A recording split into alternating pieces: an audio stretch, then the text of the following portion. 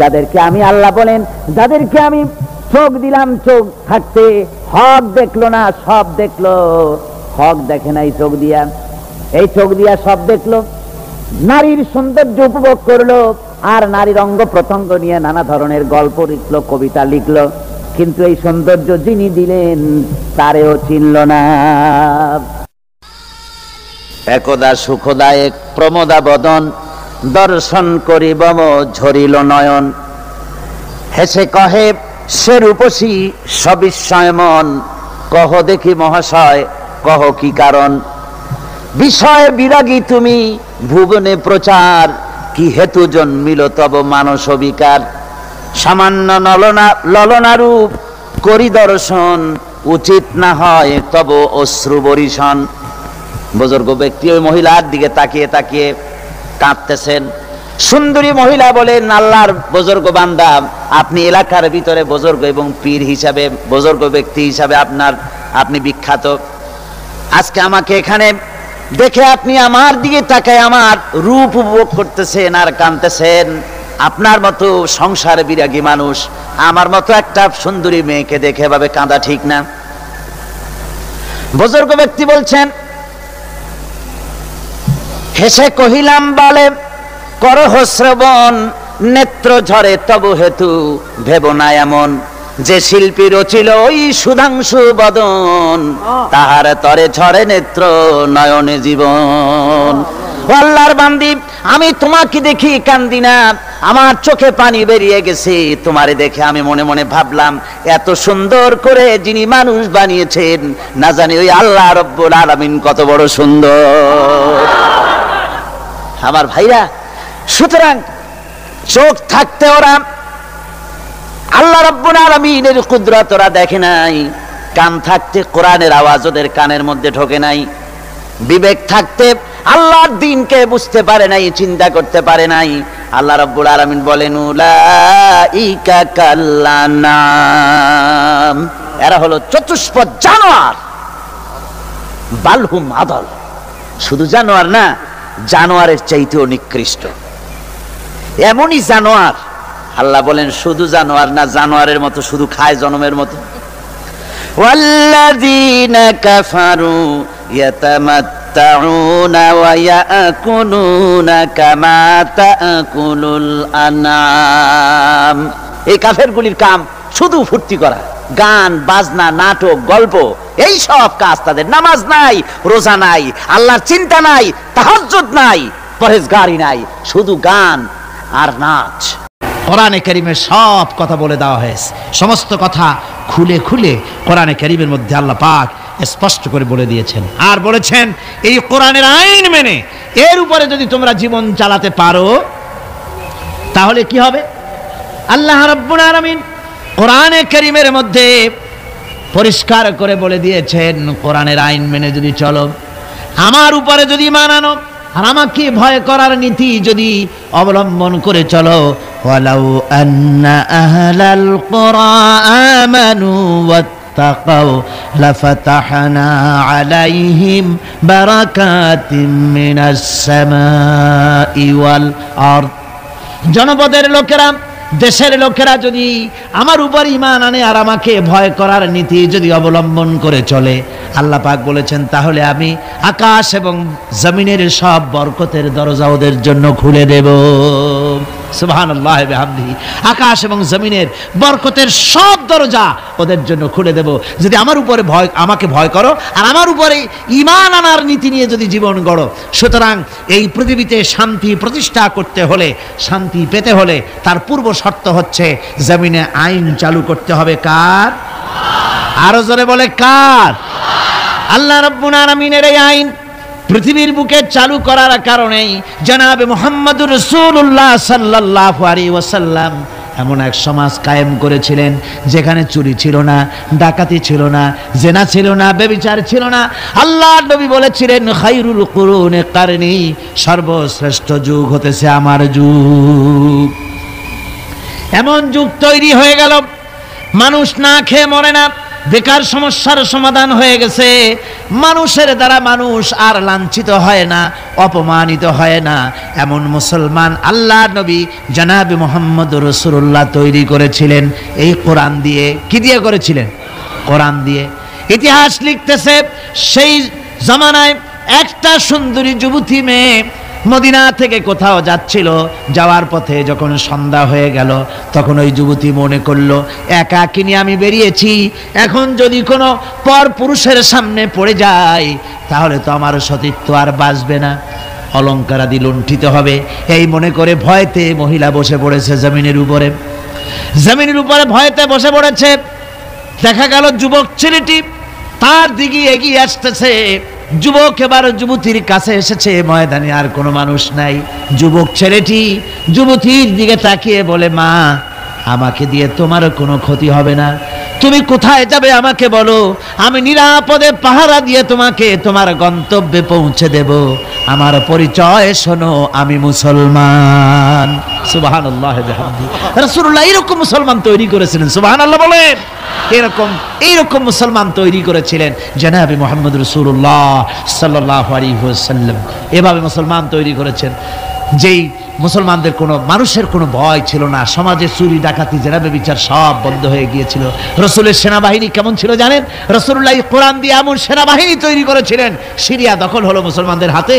আর এই সিরিয়ার রাস্তা দিয়ে যখন মুসলমানেরা যাচ্ছে, বিজয়ী মুসলমানেরা সিরিয়ার সুন্দরী মহিলারা মনে করলো আমরা তো এখন ধর্ষিতা হব, লাঞ্ছিতা হব, এখন তারা আমাদের কোনো বাঁচার পথ নাই, আমাদের সর্বনাশ হয়ে যাবে। তারা তখন ভয় করতে লাগলো, মনে করলো যে ঘরের মধ্যে ঢুকে তারা আমাদেরকে লাঞ্ছিত করবে, তার চাইতে আমরা রাস্তায় দাঁড়িয়ে থাকি, যা আছে কপালে তাই হবে। দেখা গেল রাসূলুল্লাহ ট্রেনিং প্রাপ্ত সাহাবায়ে কেরাম সিরিয়া এই শহরের এক প্রান্ত দিয়ে ঢুকলেন, অপর প্রান্ত থেকে বেরিয়ে গেলেন, ডানে বায়ে তাকিয়ে দেখলেন না কারা দাঁড়িয়ে আছে। সুবহানাল্লাহ বিহামদিহি। এর নাম হচ্ছে ইসলাম। এটাই শিক্ষা দিয়েছিলেন জনাবে মুহাম্মদ রাসূলুল্লাহ সাল্লাল্লাহু আলাইহি ওয়াসাল্লাম। এমন এক সুন্দর সমাজ পৃথিবীতে কায়েম হয়েছিল, যার বরকতে এই সুন্দর সমাজ হয়েছিল। আপনারা কি চান বাংলাদেশে সেরকম একটি সমাজ কায়েম হোক? রাসূলুল্লাহ বিদায় হয়ে গিয়েছেন, কিন্তু যে আদর্শ দিয়ে তিনি এই ধরনের সুন্দর সমাজ তৈরি করেছিলেন সেই আদর্শ তিনি সাথে নিয়ে যান নাই। তারাকতু ফীকুম আমরাইন, রাসূলুল্লাহ বলেছেন দুটি জিনিস তোমাদের জন্য রেখে গেলাম, একটা হলো কিতাবুল্লাহ, একটা হচ্ছে আল্লাহর কিতাব, আর একটা হচ্ছে আমার সুন্নাহ।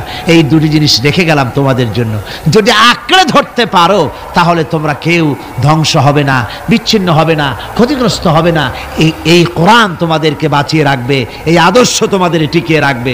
সুতরাং আমি জিজ্ঞেস করতে চাই, এই বিরাট তাফসীরুল কোরআন মাহফিলের বিশাল জনসমুদ্র, আপনারা কি চান যে আল্লাহ পাকের এই কোরআন দিয়ে, আল্লাহর ওই সুন্নাহ অনুযায়ী, ওই কোরআন অনুযায়ী এই পৃথিবীর বুকে এই বিধান কায়েম হোক? এটা কি আপনারা চান? হাত উঁচু করে দেখান তো কারা কারা চান।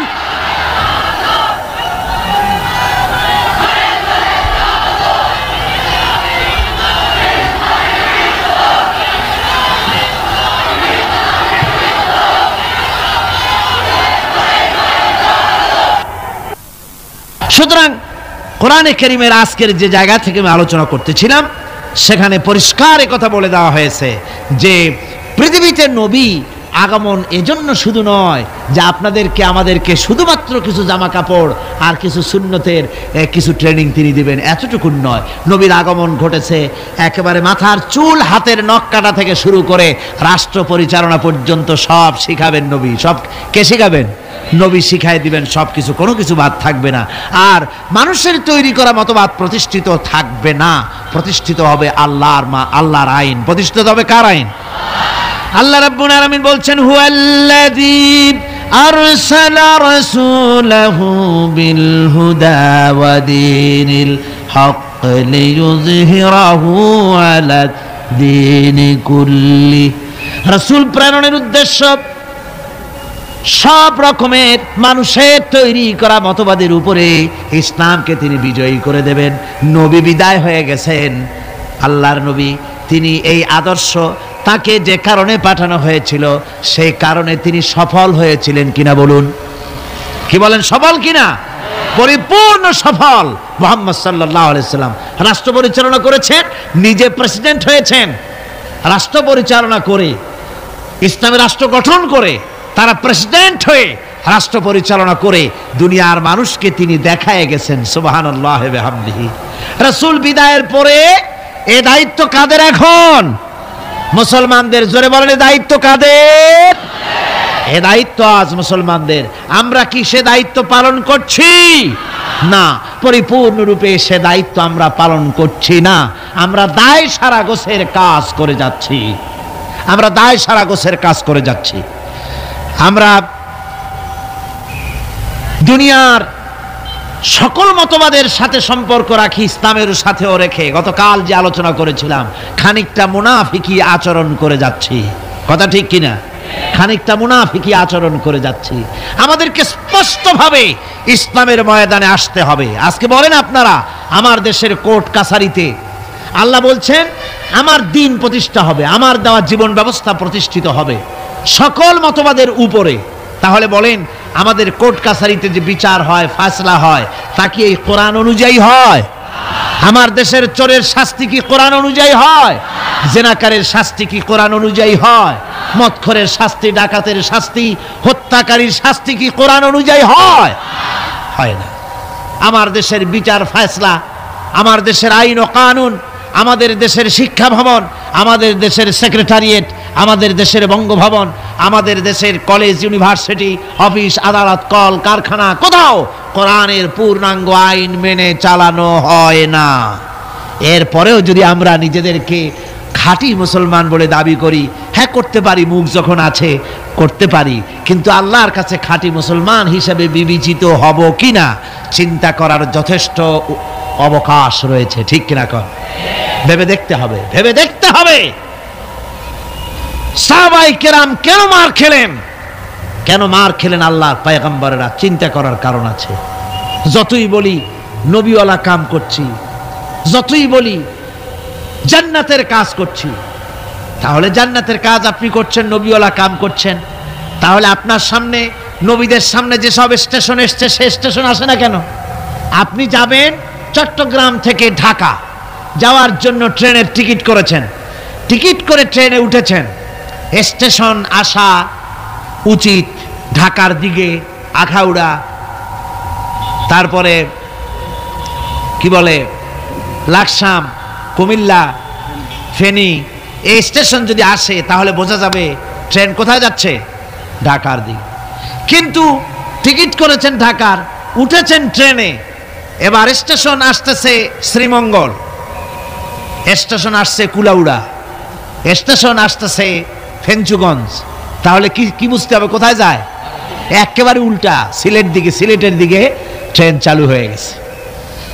কাজী আপনার কাজ যদি সত্যিই নবীওয়ালা হয়, সত্যি ইসলামের উপরে ভিত্তি করে হয়, তাহলে স্টেশন আসবে আবু জাহাল, স্টেশন আসবে আবু লাহাব, আসবে উতবা, আসবে মুগীরা, আসবে হিন্দা, আসবে ওহদ, আসবে বদর, আসবে ফাতে মক্কা। যদি এই সব স্টেশন না আসে, এসব স্টেশনের পরিবর্তে আসে কমলা, আঙ্গুর, বেদানা, হাদিয়া, নজরানা, তাহলে বুঝতে হবে ট্রেন ঠিক মতো যাচ্ছে না। টিকিট করছেন ঠিক, ট্রেনে উঠছেন ঠিক, কিন্তু আপনার ইচ্ছে মতো গন্তব্যে ট্রেনটা যাচ্ছে না। আচ্ছা, এখন কি করবেন? আপনার ইচ্ছা যাবেন মদিনায়, কোথায় যাবেন? মদিনায়। গাড়িতে উঠেছেন, এবার এ গাড়ি মদিনার দিকে যাওয়ার জন্য যে সব স্টেশন আসা উচিত সে স্টেশন আসতেছে না, স্টেশন আসে উল্টা। এখন আপনি করবেন কি? স্টেশন আসতেছে মস্কো দিয়ে যাওয়ার, স্টেশন আসতেছে আমেরিকা দিকে যাবার স্টেশন। এখন আপনি কি করবেন? আপনি যদি আপনার সিটে বসে ড্রাইভারকে গালাগালি করেন, তাতে কোনো ফায়দা হবে? আপনি যদি আপনার সিটে বসে রাগ করে নিজের চুল আর দাড়ি টানিয়ে টানিয়ে ছেড়েন, যাবো আমি মদিনায়, নিয়ে যায় আমারে মস্কো, কি সর্বনাশ, এ যদি রাগ করে দাড়ি চুল ছেড়েন, তাতে কোনো ফায়দা হবে? তারপরে রাগ করে নিজের সিটটা যেদিকে ট্রেন যাচ্ছে ওদিক থেকে ঘুরাইয়া পিছনের দিকে দিয়ে দিলেন, তাতে কোনো লাভ হবে? কিসে লাভ হবে? লাভ হবে চেইন পুল করতে হবে, গাড়ির চেন টানতে হবে, গাড়ি ঝাঁকুনি খেয়ে দাঁড়ায় যাবে, ড্রাইভারকে বলতে হবে, বেটা এই গাড়ির 95% যাত্রী মদিনার, আর তুমি নিয়ে চলেছ গাড়িকে দিল্লির দিকে, নিয়ে চলেছ পেন্টাগনের দিকে, গাড়ি ফিরাও। যদি যাত্রীর অধিকাংশ যাত্রীদের দাবি অনুযায়ী গাড়ি যদি না ফিরায়, তাহলে 2 নম্বরের কাজ হলো যাত্রীদেরকে ইঞ্জিনে যে দখল করে আছে যে ড্রাইভার, তাকে কিকড আউট করে দিয়ে ইঞ্জিন নিজের দখলে এনে একদম মদিনার দিকে ঘুরিয়ে দেওয়া। এটাই হলো একমাত্র পথ।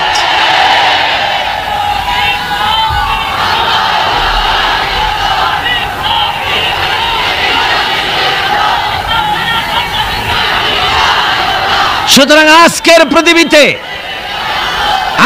পৃথিবীতে দেশে দেশে মুসলমানের ইসলাম চায়।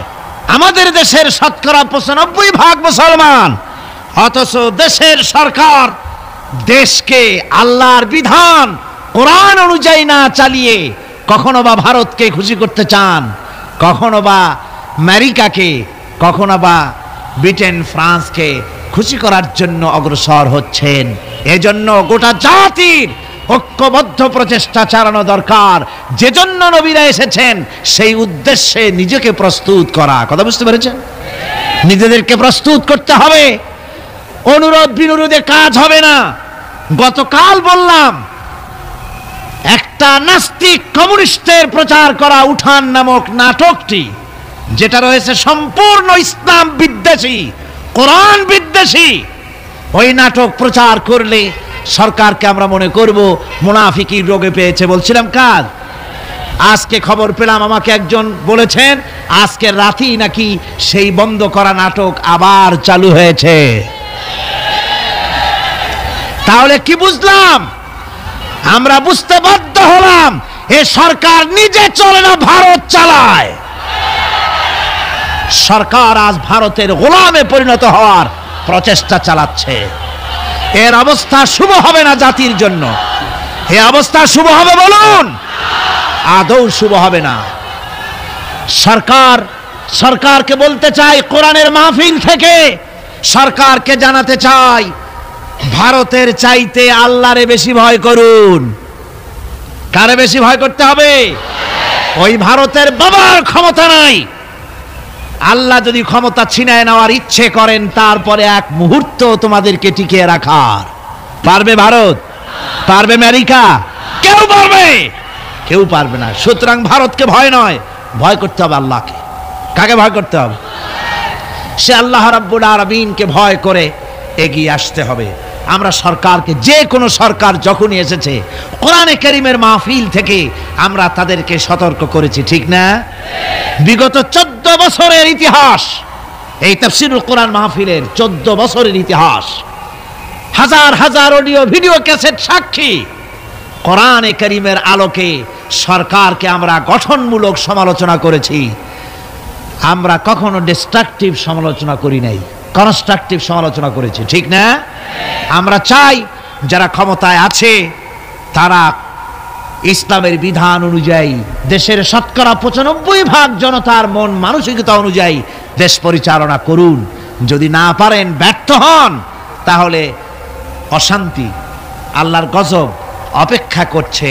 যে গজবে অতীতের লোকেরা ভুগেছে, সেই গজবও অপেক্ষা করছে, ঠিক কিনা?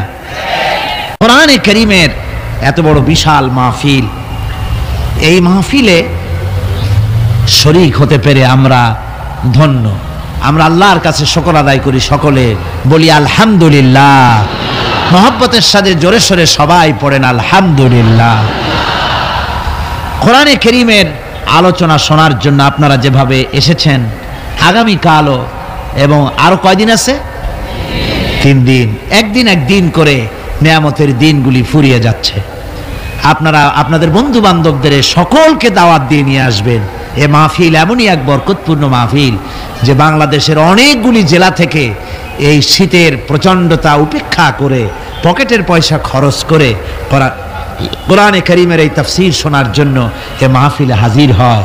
সবাই বলেন আলহামদুলিল্লাহ। এই বরকত থেকে মাহরুম হবেন না। আপনারা সবাইকে ডেকে ডেকে নিয়ে আসবেন। আর আসার সময় আপনারা বাসে, ট্রাকে অথবা পায়ে হেঁটে যেমনি আসবেন, আসার সময় মিছিল করে করে আসবেন, যাওয়ার সময় মিছিলের আকারে যাবেন, যাতে করে যারা হিংসুক আছে, এই মাহফিল যাদের বরদাস্ত হয় না, তারা কিন্তু সুযোগ পেলে ফাঁকে ফোঁকে আঘাত হানতে পারে। গত বছর, তার আগের বছর এসব দুষ্টামি তারা করেছে, ঠিক কিনা? ওদের চরিত্র বিশ্বাস করা যায় না, নিজেরা নিজেরা মারামারি করে অন্যের উপরে দোষটা চাপায় দেয়। ও, তাহলে আমার আর কিছু বলা লাগবে না, বুঝিয়ে ফেলছেন? মাশাআল্লাহ। আমি আপনাদের খেদমতে আরজ করছি যে এদের চরিত্রই এইটা, এদের চরিত্রই এটি। সুতরাং আপনারা যাবেন মিছিল সহকারে। কি সহকারে যাবেন? আসবেনও মিছিল সহকারে, যাবেনও মিছিল সহকারে। কোনো আজে বাজে উস্কানিমূলক স্লোগান দেওয়ার কোনো প্রয়োজন নাই। আসতেছেন তো কোরআনের মাহফিলে, স্লোগান হবে নারায়ে তাকবীর, আল্লাহু আকবার। আল্লাহর নবী বলেন, বান্দার উপরে, আল্লাহর উপরে বান্দার হক হতেছে, আল্লাহর উপরে বান্দার হক হতেছে, বান্দা আল্লাহ পাকের ইবাদত করবে, আল্লাহর গোলামি করবে, আল্লাহর আনুগত্য করবে, দাসত্ব করবে। সেই আনুগত্য, ইবাদত আর গোলামির ভিতরে কাউকে শরীক স্থাপন করবে না। বান্দার উপরে আল্লাহর হক হতেছে, যেই বান্দা আল্লাহ পাকের ইবাদত করবে, গোলামি করবে, আর কোন শিরক করবে না, কিয়ামতের দিন ওই বান্দা সম্পর্কে আল্লাহর হক হবে, বান্দাকে জাহান্নামের আগুন আল্লাহ পাক হারাম করে দিয়ে তার জান্নাত দিয়ে দিবেন। এটাই হলো বান্দার উপর আল্লাহ পাকের হক। সুতরাং ইবাদত হবে সলিড কার জন্য? আল্লাহ পাকের জন্য। জোরে বলেন, কার জন্য?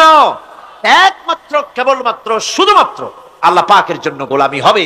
সেই গোলামির কথাটাই আমরা কোরআনে কারীমের মধ্যে সূরা ফাতিহায় প্রত্যেক দিন প্রতি রাকাতে আমরা পড়ি, ইয়্যাকা না'বুদু ওয়া ইয়্যাকা নাস্তাঈন। আল্লাহ তাআলা, কেবলমাত্র তোমারই ইবাদত করি, কেবলমাত্র তোমারই দাসত্ব করি, আর কারো আনুগত্য দাসত্ব করি না। এই গোলামি, এই দাসত্ব আল্লাহ পাক আমাদেরকে করার তৌফিক দান করুন। আমরা বলি আমিন। আমাদের আল্লাহুম্মা আমিন। ربنا ظلمنا أنفسنا وإن لم تغفر لنا وترحمنا لنكونن من الخاسرين। আয় আল্লাহ তাআলা, লক্ষ লক্ষ মুসলমান নর নারী কয়েকবার দুরূদ ও সালাম পড়ে তোমার দরবারে হাত তুলেছি। মেহেরবানি করে দুরূদ ও সালাম টুকুন সোনার মদিনায় নবী পাকের রওজা মুবারকে পৌঁছিয়ে দাও। तमाम পৃথিবীর মাটির নিচে যত মুমিন মুমিনাত শুয়ে আছেন তাদের আরওয়ার পরে সওয়াব পৌঁছিয়ে দাও রব্বুল আলামিন। এ মাহফিলের আয়োজন যারা করেছেন আর শোনার জন্য যারা এসেছেন, কিয়ামতের দিন মুসিবতের সময় এ মাহফিল আমাদের সকলের জন্য নাজাতের ওসিলা বানিয়ে দিও আল্লাহ রব্বুল আলামিন। তোমার কোরআনের পাগল, তোমার কোরআনের আশিক বান্দারা দূর দূরান্ত থেকে, দিক দিগন্ত থেকে ছুটে এসেছে। সুদূর কুষ্টিয়া থেকে আসার পথে কোরআনের মাহফিলের কাছাকাছি এসে যে দু ভাই দুনিয়া থেকে তুমি তুলে নিলে, তাদেরকে জান্নাতুল ফিরদাউসে উঠায়া নিও মাবুদ। আর যারা আহত হয়েছেন তাদেরকে দ্রুত সুস্থতা দান করে দাও। তাদের পরিবার পরিবর্গকে তুমি তাদের জন্য সাহারা হয়ে যাও রব্বুল আলামিন। এই মাহফিলে যত জায়গা থেকে লোকেরা আসবে যাবে, পুরুষ নারী সর্বশ্রেণীর লোকেদের যাতায়াত তুমি আসান করে দিও। বাড়ি ঘরগুলি আল্লাহ তুমি দয়া করে হেফাজতে রেখো ইয়া রব। करम तू अगर करे वो बात दे जुबां को जो दिल पर असर करे। रब्बना तक़ब्बल मिन्ना इन्नका अंतस समीउल अलीम व तुब अलैना इन्नका अंतत तव्वाबुर रहीम। सुब्हान रब्बिका रब्बिल इज्जति अम्मा यसिफून व सलामुन अलल मुरसलीन अल्हम्दुलिल्लाहि रब्बिल आलामीन। আমাদের খাস মেহেরবানি যে তিনি আমাদেরকে এমন একটা কিতাব দান করেছেন, এমন এক নিয়ামত দান করেছেন যা বিশ্ববাসী অন্য কারো কাছে নাই, যা আমাদের কাছে রয়েছে। আল্লাহ পাকের কালাম অকৃত্রিম উপায়, অবিকৃত উপায় আমাদের কাছে রয়েছে এবং এটা থাকবে কিয়ামত পর্যন্ত, যার ভেতরে কোন রকমের এর উপর থেকে, নিচের থেকে, ডানের থেকে, বাঁ থেকে কোনো মিথ্যে শয়তানি ওয়াসওয়াসা, কোনো জিনিস, কোনো ভুল এর ভিতরে প্রবেশ করতে পারবে না। আল্লাহ পাক এটাকে হেফাজত করবেন। এখন এত বড় কিতাব, এই বিশাল কিতাব, যাদের কাছে আল্লাহ পাক দিলেন তারাই তো পৃথিবীর মধ্যে সৌভাগ্যবান জাতি হওয়ার কথা, ঠিক কিনা? আজকে আমি যদি প্রশ্ন করি এই পৃথিবীর মধ্যে সর্বশ্রেষ্ঠ সৌভাগ্যবান জাতি কারা, আপনারা কি জবাব দিবেন? মুসলমান। সাথে সাথে যদি পাল্টা আরেকটা প্রশ্ন করি যে পৃথিবীর মধ্যে সবচাইতে হতভাগ্য জাতি কারা, কি জবাব দিবেন? কোরআন থাকার কারণেই হয়েছিলাম আমরা সৌভাগ্যবান, আর কোরআন থেকে দূরে সরার কারণে হয়েছি লাঞ্ছিত, পদদলিত, নিগৃহীত। একথা বাস্তব সত্য। আজকের ক্ষুধার্ত এই পৃথিবীর ক্ষুধার্ত মানবতা দারিদ্র, যুদ্ধ, সংঘর্ষ, হিংসা, বিদ্বেষ, জিঘাংসা ইত্যাদিতে ভরপুর হয়ে আছে বর্তমান পৃথিবী। এই পৃথিবীকে যদি রক্ষা করতে হয়, যদি বাঁচাতে হয়, মানবাধিকার যদি প্রতিষ্ঠিত করতে হয়, মানুষের দুয়ারে দুয়ারে যদি খাবার পৌঁছতে হয়, সাততলার গাছতলার ব্যবধান যদি দূরীভূত করে দিতে হয়, মানুষে মানুষে ভেদাভেদ যদি দূর করে সমস্ত মানুষকে এক প্ল্যাটফর্মে আনতে হয়, তাহলে এই কোরআনে কারীমের এ ছাড়া অন্য কোন বিধান কি মানুষের হাতে আছে? আরো জোরে বলেন, আছে? নাই। এটাই চূড়ান্ত, এটাই শেষ। একথা সবাই জানে, একথা সবাই জানে। কিন্তু তারপরেও এই কোরআনের কাছে যেন কেউ না আসতে পারে, সেজন্য চলছে বড় রকমের ষড়যন্ত্র। এই ষড়যন্ত্র শুধু বহির্বিশ্বে হয়, আমাদের দেশে হয় না। সারাটা দুনিয়া জুড়ে ইহুদি, নাসারা, মুশরিক, মুরতাদ, নাস্তিক ঐক্যবদ্ধভাবে যে জিনিসটাকে বাধা দিতে চেষ্টা করে, সেটার নাম হচ্ছে আল কোরআন, সেটার নাম হচ্ছে আল ইসলাম। বাধা দেওয়ার বিভিন্ন পদ্ধতি রয়েছে, সেই সব পদ্ধতিতে তারা বাধা দিচ্ছে। কারণ কি? কারণ ছিল সমাজতন্ত্রের ধস নামার পর মানুষের বাঁচার আর কোনো পথ ছিল না। নির্যাতিত, নিগৃহীত, মজলুম জনতার বাঁচার পথ ছিল ইসলাম। সেই ইসলামের দিকে যাতে না আসতে পারে, সেজন্যে প্রচেষ্টা চালানো হলো। এই প্রচেষ্টার জন্য তারা ব্যবহার করেছে মিডিয়া, প্রচার মিডিয়া। সিএনএন বলেন, স্কাই ভিশন বলেন, এনবিসি বলেন, এসবিসি বলেন, ভয়েস অব আমেরিকা বলেন, বিবিসি বলেন, রয়টার বলেন, এএফপি বলেন, পিটিআই বলেন, সংবাদ মাধ্যমগুলি তারা গ্রহণ করেছে। আজ ইসলামের সাথে বিরোধিতা করার অঘোষিত এক যুদ্ধ তারা শুরু করেছে। আমি অবাক হয়েছি আমেরিকায় যখন একটি ছবি আমি দেখেছিলাম, বোধহয় গত বছর বলেছি কিনা মনে নাই, একটি ছবি সেখানে দেখানো হয়েছিল টেলিভিশনে। ছবিটার প্রচার হচ্ছিল 2-3 দিন আগের থেকে। দ্য সোর্ড অফ ইসলাম, ইসলামের তরবারি। আমি চিন্তা করেছি, না জানি ইসলামের কি গুরুত্বপূর্ণ ইতিহাস শোনানো হবে। কিন্তু আমি দেখলাম যেদিন ছবিটা দেখানো হলো, সেদিন আমার প্রোগ্রাম ছিল না, টিভির সামনে বসলাম এটা দেখার জন্য। দেখলাম এক ইহুদি মহিলা এটাকে উপস্থাপন করছে। সুন্দর এক পৃথিবীর ছবি টিভির স্ক্রিনে ভেসে উঠেছে। তারপরে সেখানে দেখা গেল সবুজ শ্যামল পৃথিবী, গাছপালা, তরুলতা, উদ্ভিদ, শস্য শ্যামল পৃথিবী। পাখিরা উঠছে, গান গাইছে, বাচ্চারা খেলছে, নারীরা কাজ করছে, পুরুষেরা কল কারখানা, ক্ষেত খামারে কাজ করছে, মাছেরা নদীতে সাঁতরাচ্ছে। এক সুন্দর পৃথিবীর প্রতিচ্ছবি তাদের স্ক্রিনে ভেসে উঠল। হঠাৎ করে উপর থেকে একটা তরবারি পড়লো পৃথিবীর উপরে। পৃথিবীটা ভেঙে চুরে টুকরা টুকরা হয়ে গেল, সবুজ শ্যামলিমা বিলীন হয়ে গিয়ে ধূসর মরুভূমিতে পরিণত হয়ে গেল। গাছপালা ভেঙে গেল, বাচ্চারা মরে গেল, নারী শিশু মরে গেল, মাছগুলো মরে গেল, ফুল ঝরে পড়লো। এক বিচ্ছিন্ন ভাবে টুকরা টুকরা হয়ে গেল পৃথিবীটা। তরবারিটা ভেসে উঠলো টিভির স্ক্রিনে, ওর উপরে লেখা উঠলো দ্য সোর্ড অফ ইসলাম, ইসলামের তরবারি। এর দ্বারা বুঝাতে চেষ্টা করলো, ইমপ্রেশন দিতে চেষ্টা করলো দর্শকদেরকে, যেই পৃথিবীতে শান্তি ছিল, স্বস্তি ছিল, রাজনৈতিক স্থিতিশীলতা ছিল, অর্থনৈতিক প্রবৃদ্ধি ছিল, সব ছিল, ইসলাম যেই না এলো সব ভেঙে চড়ে টুকরা টুকরা হয়ে গেল। শান্তি গেল, স্বাধীনতা গেল, সার্বভৌমত্ব গেল, অর্থ গেল, বৃত্ত গেল, সব দূর হয়ে গেল ইসলামের কারণে। নাউজুবিল্লাহ। তাদের এই প্রচারণার জন্য তারা গ্রহণ করেছে। এগুলিকে ছবির মাধ্যমে, এগুলিকে আমি বলতে পারি এগুলি হচ্ছে আকাশ থেকে, শূন্য থেকে আগ্রাসন, মহাশূন্য আগ্রাসন। ইসলামের বিরুদ্ধে আগ্রাসন শুরু হয়েছে। এই আগ্রাসনের শিকার আমাদের মুসলমানেরাও। এক শ্রেণীর মুসলমানেরা আজ সিএনএন, ভয়েস অফ আমেরিকা এবং বিবিসির নিউজগুলিকে ওহির মতো মর্যাদা দেয় এবং ওই খবরগুলি দিয়ে তারা প্রভাবিত হয়ে ইসলামকে তারা গালি দেয় মৌলবাদ বলে। অথচ জন্মগ্রহণ করেছে মুসলমানের ঘরে, এরা মুসলমান, ইসলামকে বলে মৌলবাদ।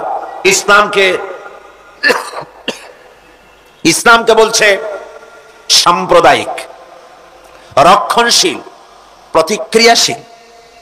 কত সুন্দর সুন্দর মডার্ন ভাষায় গালি দেয়, মনে করে মৌলভী সাহেবরা এগুলো বোঝে না, আবার আমরা যে বুঝি তা আবার ওরা বোঝে না। ইসলাম থেকে মানুষকে দূরে সরিয়ে রাখার কত যে প্রচেষ্টা। আজ আমার দেশের সিনেমা, নাটক, সাহিত্য, কবিতা, পত্রপত্রিকা সবগুলি আদা পানি খেয়ে কোমরে গামছা বেঁধে লেগেছে ইসলামের বিরুদ্ধে। আপনারা লক্ষ্য করবেন,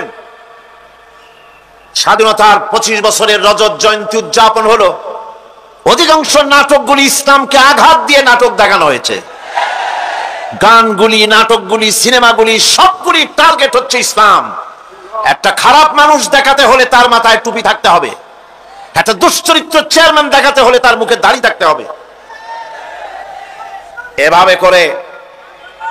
এভাবে করে ইসলামী আদর্শকে নস্যাৎ করে দেওয়ার জন্য সর্বাত্মক প্রচেষ্টা চালানো হচ্ছে।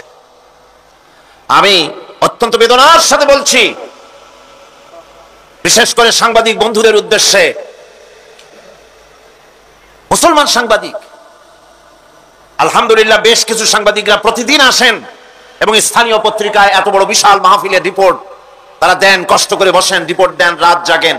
আল্লাহ পাক ওনাদেরকে কোরআন বোঝার, কোরআনের খাদেম হওয়ার তৌফিক দান করুন। কিন্তু এই শহরে ন্যাশনাল পত্রিকার, জাতীয় পত্রিকার সাংবাদিকরা এই শহরে বাস করেন না। সাংবাদিকরা হচ্ছেন জাতির বিবেক, মহান পেশায় নিয়োজিত। এ কোন মহান পেশা যে পেশার কারণে এত বড় বিশাল জনসমুদ্র চোখে পড়ে না? একটা নর্তকী খেমটা নাচ দিলে পরে সেখানে এসে ফটো নিয়ে কুল পায় না, হুমড়ি খেয়ে পড়ে। পত্রিকার প্রথম পৃষ্ঠা আসে, আর এত বড় বিশাল মাহফিল হয়, মাহফিল চলে যায়, পত্রিকায় জায়গা পায় না। ঢাকায় পত্রিকা তারা ছাপবে কি করে যদি এখানকার সাংবাদিকগণ না পাঠান?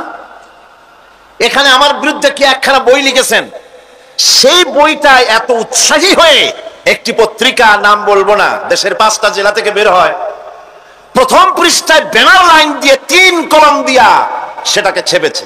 2 দিন পরে আমেরিকা থেকে আমার কাছে টেলিফোন এলো, সেখানে সবগুলি বাংলা পত্রিকায় এই নিউজ ছাপানো হয়েছে। দেখলাম সব শিয়ালের এক রাত। আজিব তামাশা, আজিব তামাশা। জাতির বিবেক, এ কি কোনো বিবেক না বিবেক শূন্য? এদের চোখ আছে না অন্ধ? এত বড় মাহফিল চোখে পড়ে না? সুবহানাল্লাহি বিহামদি। আল্লাহর কাছে কি জবাব দেবে? হতে পারে আমাকে কোনো কারণে ভালো না লাগতে পারে, বাইতুল শরীফে পীর সাহেবের কথা তো দেওয়া যায়, মাওলানা জাফরির কথা তো দেওয়া যায়, মাওলানা শামসুদ্দিনের কথা তো দেওয়া যায়। এত হিন্দু মুসলমান হয় এখানে, খ্রিস্টান মুসলমান হয়, বৌদ্ধ মুসলমান হয়, ওরা কি পাগল? সুতরাং এদের জন্য দোয়া করা ছাড়া কোনো পথ নাই। আল্লাহর কাছে দোয়া করুন, এদের রক্তের ভিতরে ইসলামের দুশ্মনী, কোরআনের দুশ্মনী, আল্লাহ যেন তাদেরকে হেদায়েত নসিব করে দেয়। আরো জোরে বলেন আমিন। এর মানুষের মধ্যে ঈমানের আকর্ষণ থাকতে হবে, কোরআনের মহব্বত থাকতে হবে, সে মহব্বতের বহিঃপ্রকাশ হতে হবে। সাংবাদিকতা কি? আপনি যেটাকে পছন্দ করেন সেইটা আপনি দেবেন, যেটা পছন্দ করবেন না এর নাম গণতন্ত্র নয়, এর নাম সাংবাদিকতা নয়।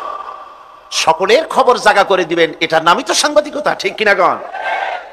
আল্লাহ পাক তিনি বলেছেন, যত শত্রুতা করো হোক, মহাসত্যের অস্বীকারীরা তারা চায় মুখের ফু দিয়ে আমার আলোকে নির্বাপিত করে দেবে, আমার দ্বীনকে মিটায় দেবে। আল্লাহ পাক বলেন, আমি আমার দ্বীনকে পূর্ণতা দান করব, তাতে কাফির বেঈমানদের মনের মধ্যে যত জ্বালা যন্ত্রণা হোক না কেন, এদের মনে যত জ্বালা হোক, যন্ত্রণা হোক, তারপরেও হাজারো অপপ্রচার করে ভ্রান্ত তাফসীরের বদনাম এই ধরনের কথা বলে আল্লাহর কোরআনের পাগলদেরকে কোরআন থেকে সরানো যাবে না। আল্লামা ইকবাল বলেছেন, সতীজা কা রহা হ্যায় अज़ल से ताइमरोज, सतीजा का रहा है अज़ल से ताइमरोज, चरागे मुस्तफा भी से शरारे बुलाबीस। मुस्तफा सल्लल्लाहु अलैहि वसल्लमेर টিম টিম করে জ্বলা চারাগের সঙ্গে বিরোধিতা করে আসছে আবু জেহেল, আবু লাহাবরা শিয়াবামান কাল থেকে। ওরা যতই ফুদিক, ওরা নিভাবার জন্য যতই চেষ্টা করুক, কোরআনের আলো, মুস্তাফা সাল্লাল্লাহু আলাইহি ওয়াসাল্লামের চিরাগ, কোরআনের নূর জ্বলতেই থাকবে, জ্বলছে, জ্বলবে ইলা ইয়াউমিল কিয়ামত, কিয়ামত পর্যন্ত। নিভাতে যারা আসবে ওরা জ্বলে পুড়ে ভস্ম হয়ে যাবে, কোরআনের কিছুই করতে পারবে না। আমাদেরকে বুঝতে হবে, আমাদেরকে বুঝতে হবে আমাদের নাজাতের পথ হচ্ছে কোরআন, নাজাতের পথ ইসলাম। সম্মানের সাথে যদি পৃথিবীতে বাঁচতে চাই, इज्जतेर साथे यदि बाँचते चाहिए कुरान। वो जमाना में मुअज़्ज़ज़ थे मुसलमान होकर और तुम खार बने हो तारिके कुरान होकर।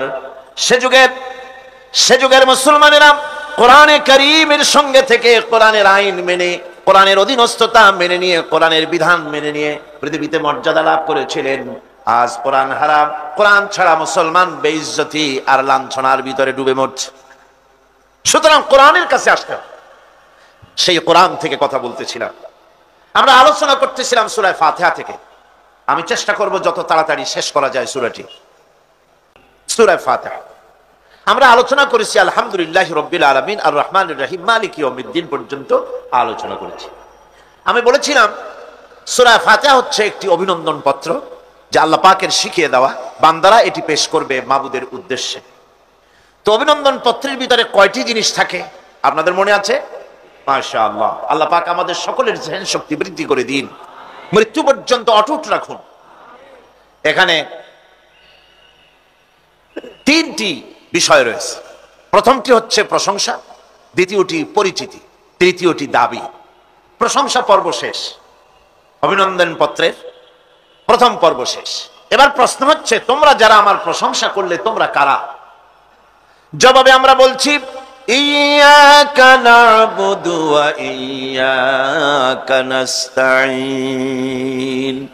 আয় আমার রব, আমরা হচ্ছি তোমার বান্দা, একমাত্র তোমারই গোলামি করি, একমাত্র তোমারই একমাত্র তোমারই ইবাদত করি। আর কারো ইবাদত, এই শব্দটা লাগাইলে কি বোঝা যায়? যে আর কারো করি না, একমাত্র তোমারই ইবাদত করি আর একমাত্র তোমারই কাছে সাহায্য প্রার্থনা করি। ইয়াকা না'বুদু ওয়া ইয়াকা নাস্তাঈন। আজকের বিষয়টা অত্যন্ত গুরুত্বপূর্ণ, অত্যন্ত গুরুত্বপূর্ণ। আল্লাহ রাব্বুল আলামিন আমাদেরকে সৃষ্টি করেছেন আসলে এইটার জন্য। সৃষ্টি করেছেন কিসের জন্য? কোরআনে কারীমের মধ্যে আল্লাহ রাব্বুল আলামিন বলেন, ওয়ামা খালাকতুল জিন্না ওয়াল ইনসা ইল্লা লিয়াবুদুন। আমি মানুষ এবং জিনকে সৃষ্টি করেছি শুধুমাত্র আমার ইবাদতের জন্য, আমার গোলামির জন্য, আমার আনুগত্যের জন্য। এখন এই ইবাদত আমাদের সৃষ্টি হয়েছে কিসের জন্য? জবাব দিতে হবে সকলকে। কি জন্য? ইবাদতের জন্য। আমি যে মাঝে মধ্যে প্রশ্ন করি, তা থেকে আপনারা রাগ করেন নাকি? আমি আপনাদেরকে কষ্ট দেওয়ার জন্য প্রশ্ন করি না, এটি সুন্নতের একটি অংশ। হুজুর সাল্লাল্লাহু আলাইহি ওয়াসাল্লাম গুরুত্বপূর্ণ কথাগুলি সাহাবায়ে কিরামদেরকে 3 বার করে জিজ্ঞেস করতেন, যাতে করে কথাগুলি অন্তরের ভেতরে ঢুকে যায়, কলিজার ভিতরে ঢুকে যায়। আল্লাহ পাক আমাদের সৃষ্টি করেছেন ইবাদতের জন্য। কিসের জন্য? আমরা যেন তার গোলামি করি, সেই জন্য আল্লাহ পাক আমাদেরকে সৃষ্টি করেছেন, জিনদেরকেও সৃষ্টি করেছেন ইবাদতের জন্য। এই ইবাদত একটি ব্যাপক অর্থবোধক শব্দ। আমরা যদি ইবাদতটা নাই বুঝি, তা আমাদের মানব জন্ম হবে বৃথা। ইবাদত হচ্ছে আল্লাহর পছন্দনীয় জিনিসগুলি আমল করে তার সন্তুষ্টি অর্জন করার জন্য প্রচেষ্টা চালানো জীবনের সকল ক্ষেত্রে। এর মধ্যে ইবাদতের ভিতরে এমন এক ব্যাপক অর্থ যে এর ভিতরে নামাজ, রোজা, হজ, যাকাত, সত্য কথা, আমানতদারি, দিয়ানতদারি, প্রতিবেশীর হক আদায় করা, মাতা পিতাকে শ্রদ্ধা করা, প্রতিবেশী হক আদায় করা, স্ত্রীর হক আদায় করা, সৎ কাজের আদেশ করা, অসৎ কাজের নিষেধ করা, জিহাদ ফি সাবিলিল্লাহ করা, এই সব কিছুই হচ্ছে ইবাদতের মধ্যে শামিল। জিকির আজকার করা, তেলাওয়াত করা, আমলে সালেহ করা, এভাবে করে আল্লাহ পাককে খুশি করার জন্য আল্লাহর নির্দেশ মাফিক কাজগুলি করা, সবটাই হচ্ছে ইবাদতের মধ্যে শামিল। মানব সৃষ্টির উদ্দেশ্য এবং লক্ষ্যই হচ্ছে মানুষ গোলামি করবে, আনুগত্য করবে আল্লাহ পাকের। এই জন্য যত নবী আল্লাহ পাক পৃথিবীতে পাঠিয়েছেন, সমস্ত নবী দাওয়াত দিয়েছেন তার উম্মতকে কি বলে? ইয়া কওমি ইবুদুল্লাহা মা লাকুম মিন ইলাহিন গায়রু। প্রত্যেক নবী তার জাতিকে, তার সম্প্রদায়কে ডেকে বলেছেন, হে আমার জাতি, হে আমার সম্প্রদায়, এক আল্লাহর গোলামি করো, তিনি ছাড়া তোমাদের কোনো ইলাহ নাই, প্রভু নাই, মাবুদ বলে কেউ নাই। এভাবে করে কোরআনে কারীম একজন একজন করে নবীদের নাম উচ্চারণ করে আল্লাহ পাক শুনিয়ে দিলেন, শোনো, লাকাদ আরসালনা নূহান ইলা কওমিহি ফাকালা ইয়া কওমি ইবুদুল্লাহা মা লাকুম মিন ইলাহিন গায়রু। আল্লাহ পাক বলেন, আমি নূহ আলাইহিস সালামকে তার কওমের জন্য নবী করে পাঠালাম, আর নূহ আলাইহিস সালাম তার জাতিকে ডেকে বললেন, ও আমার জাতি, ও আমার সম্প্রদায়, এক আল্লাহর গোলামি করো, তিনি ছাড়া তোমাদের কোনো রব নাই, ইলাহ নাই, মাবুদ নাই। হুদ আলাইহিস সালাম সম্পর্কে আল্লাহ পাক বলছেন, ওয়াইলা আদিন আখাহুম হুদান ক্বালা ইয়া কওমি ইবুদুল্লাহা মা লাকুম মিন ইলাহিন গায়রু। হুদকে আমি সামুদ জাতির জন্য, আমি সালেহ আলাইহিস সালামকে তার জাতির জন্য পাঠাইছি, হুদকে তার জাতির জন্য পাঠাইছি, এবং তারা সকলেই বলেছেন, হে আমার জাতি, এক আল্লাহর গোলামি করো, এক আল্লাহর দাসত্ব করো, আর কারো গোলামি করা যাবে না। আল্লাহ পাক এরপরে বলেন, শুধু নূহ, শুধু হুদ, শুধু সালেহ আর শুআয়ব নয়, শুধু মুসা আর ঈসা নয়, ওয়ালাকাদ বা'আসনা ফি কুল্লি উম্মাতির রাসূলা আন ইবুদুল্লাহা ওয়াজতানিবুত তাগুত। আমি প্রত্যেক জাতির জন্যই রাসূল প্রেরণ করেছি এবং সকলেই দাওয়াত দিয়েছেন, আন ইবুদুল্লাহ ওয়াজতানিবুত তাগুত, এক আল্লাহর গোলামি করো, এক আল্লাহর আনুগত্য করো, আর তাগুতকে বর্জন করো। তাগুত হচ্ছে সেই শক্তি যে শক্তি শুধু নিজেই আল্লাহর আইন অমান্য করে না, অন্যদেরকেও অমান্য করতে বাধ্য করে, তাকে কি বলা হয়? কোরআনে কারীম বলছি, ওয়ামা আরসালনা মিন ক্বাবলিকা মির রাসূলিন ইল্লা নূহি ইলাইহি আন্নাহু লা ইলাহা ইল্লা আনা ফা'বুদুন। আল্লাহ পাক বলছেন, হে নবী, তোমার পূর্বে এই পৃথিবীতে আমি যাদেরকে পাঠিয়েছি তাদের সকলের প্রতি আমি এই ওহী অবতীর্ণ করেছিলাম যে তারা তার জাতিকে বলবে, লা ইলাহা ইল্লা, লা ইলাহা ইল্লা আনা, আমি ছাড়া কোনো ইলাহ নাই, অর্থাৎ আল্লাহ ছাড়া কোনো ইলাহ নাই। এই কথাটা নবীরা সকল জাতির কাছে তারা বলবে, এই বলে ওহী নাজিল করেছে, এবং তারা বলবে একমাত্র আল্লাহ পাকের গোলামি, তার আনুগত্য জীবনের সকল ক্ষেত্রে করতে হবে, তিনি ছাড়া কোনো ইলাহ নাই, এটাকে বিশ্বাস করতে হবে। মেরাজ উপলক্ষে আল্লাহ পাক রাসূল করিম সাল্লাল্লাহু আলাইহি ওয়াসাল্লামকে যে পেগাম দিয়েছিলেন, যে হাদিয়া দিয়েছিলেন, যে 14টি পেগাম ছিল, তার মধ্যে প্রথম পেগাম যেটা ছিল সেটা ছিল কি? وَقَضَى رَبُّكَ أَلَّا تَعْبُدُوا إِلَّا إِيَّاهُ وَبِالْوَالِدَيْنِ إِحْسَانًا। তোমার রবের পক্ষ থেকে এটা চূড়ান্ত রূপে ফয়সালা হয়ে গিয়েছে, চূড়ান্ত ফয়সালা হয়ে গিয়েছে যে দাসত্ব, গোলামি, আনুগত্য করতে হবে কেবলমাত্র আল্লাহ সুবহানাহু ওয়া তাআলা। আল্লাহ পাকের গোলামি ছাড়া কারো গোলামি করা যাবে না। এখন এই গোলামিটা কি জিনিস, আসুন আমরা ব্যাখ্যা করে আলোচনা করে বুঝতে চেষ্টা করি গোলামিটা কি। এটি হচ্ছে এটা মানুষের একটা স্বভাবজাত প্রবৃত্তি। মানুষের সামনে মানুষ কারো না কারো আনুগত্য করতে চায়, এটা তার রুহের মধ্যে, তার রক্তের মধ্যে, তার দেহের মধ্যে এটা মিশ্রিত রয়েছে। যেমন মানুষ ক্ষুধা লাগলে ক্ষুধা নিবৃত্ত করার জন্য আহারের আশ্রয় গ্রহণ করে, ঠান্ডা লাগলে শীত বস্ত্রের আশ্রয় নেয়, ক্ষুধা লাগলে খাদ্যের আশ্রয় নেয়, গরম লাগলে বৃষ্টি হলে ঘরের মধ্যে আশ্রয় নেয়, মনের ভাষা ব্যক্ত করার জন্যে, মনের কথা ভাবের আদান প্রদান করার জন্য ভাষার আশ্রয় গ্রহণ করে। ঠিক এগুলি যেমন তার সহজাত প্রবৃত্তি, ঠিক অনুরূপ ভাবে উপাসনার প্রেরণা তার মধ্যে স্বাভাবিকভাবেই উপাসনার প্রেরণা তার মধ্যে ঢুকিয়ে দেওয়া রয়েছে। কারো না কারো সামনে তার মাথা নত করা এটি একটি স্বাভাবিক প্রেরণা। ইবাদতের ধারণা প্রকৃতপক্ষে এটি একটি ব্যাপক ধারণা। এর প্রথমে এটাকে দুই ভাগে ভাগ করা যায়, একটা হচ্ছে বন্দিগি এবং আনুগত্য, আর একটা হচ্ছে পূজা বা অর্চনা। বন্দিগি এবং আনুগত্যের ব্যাপারটা হচ্ছে যে উচ্চতর কোন একটি সত্তার সামনে মাথা নত করে দেওয়া, যেটাকে আরবিতে বলা হয় ইজহারে তাজাল্লুল, নিজেকে ছোট করা, নিজেকে ছোট করা।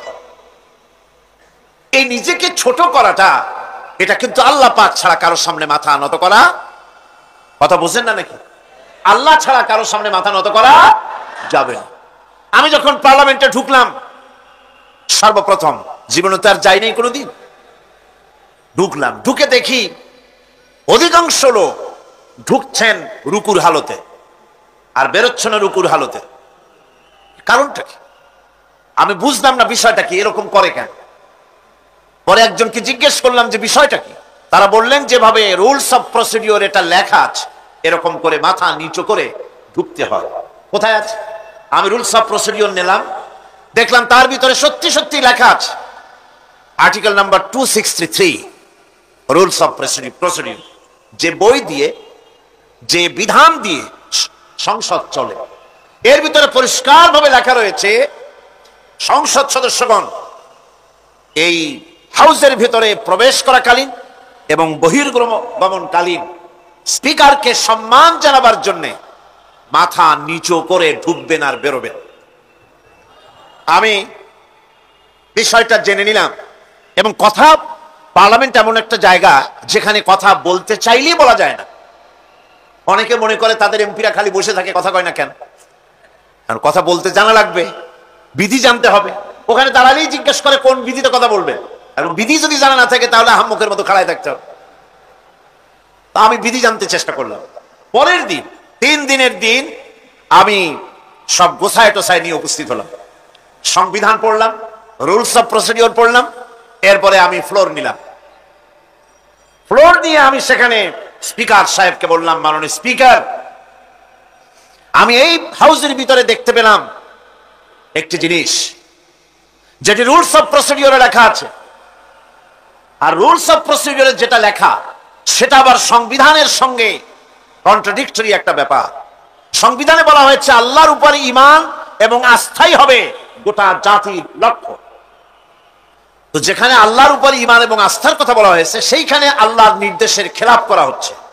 মাথা নত করে আপনাকে সম্মান জানাবার জন্য যে প্রসেস, যে সিস্টেম, যে কাস্টমস, যে ট্র্যাডিশন তৈরি করা হয়েছে তা সম্পূর্ণ ইসলাম বিরোধী, এটি সম্পূর্ণ শিরক। যেহেতু মানুষ আল্লাহ ছাড়া সম্মান দেখাবার উদ্দেশ্যে আর কারো সামনে মাথা নত করতে, ইন্না শিরকা লাযুলমুন আযীম, এটি হলো মস্ত বড় গুনাহ, মস্ত বড় অপরাধ।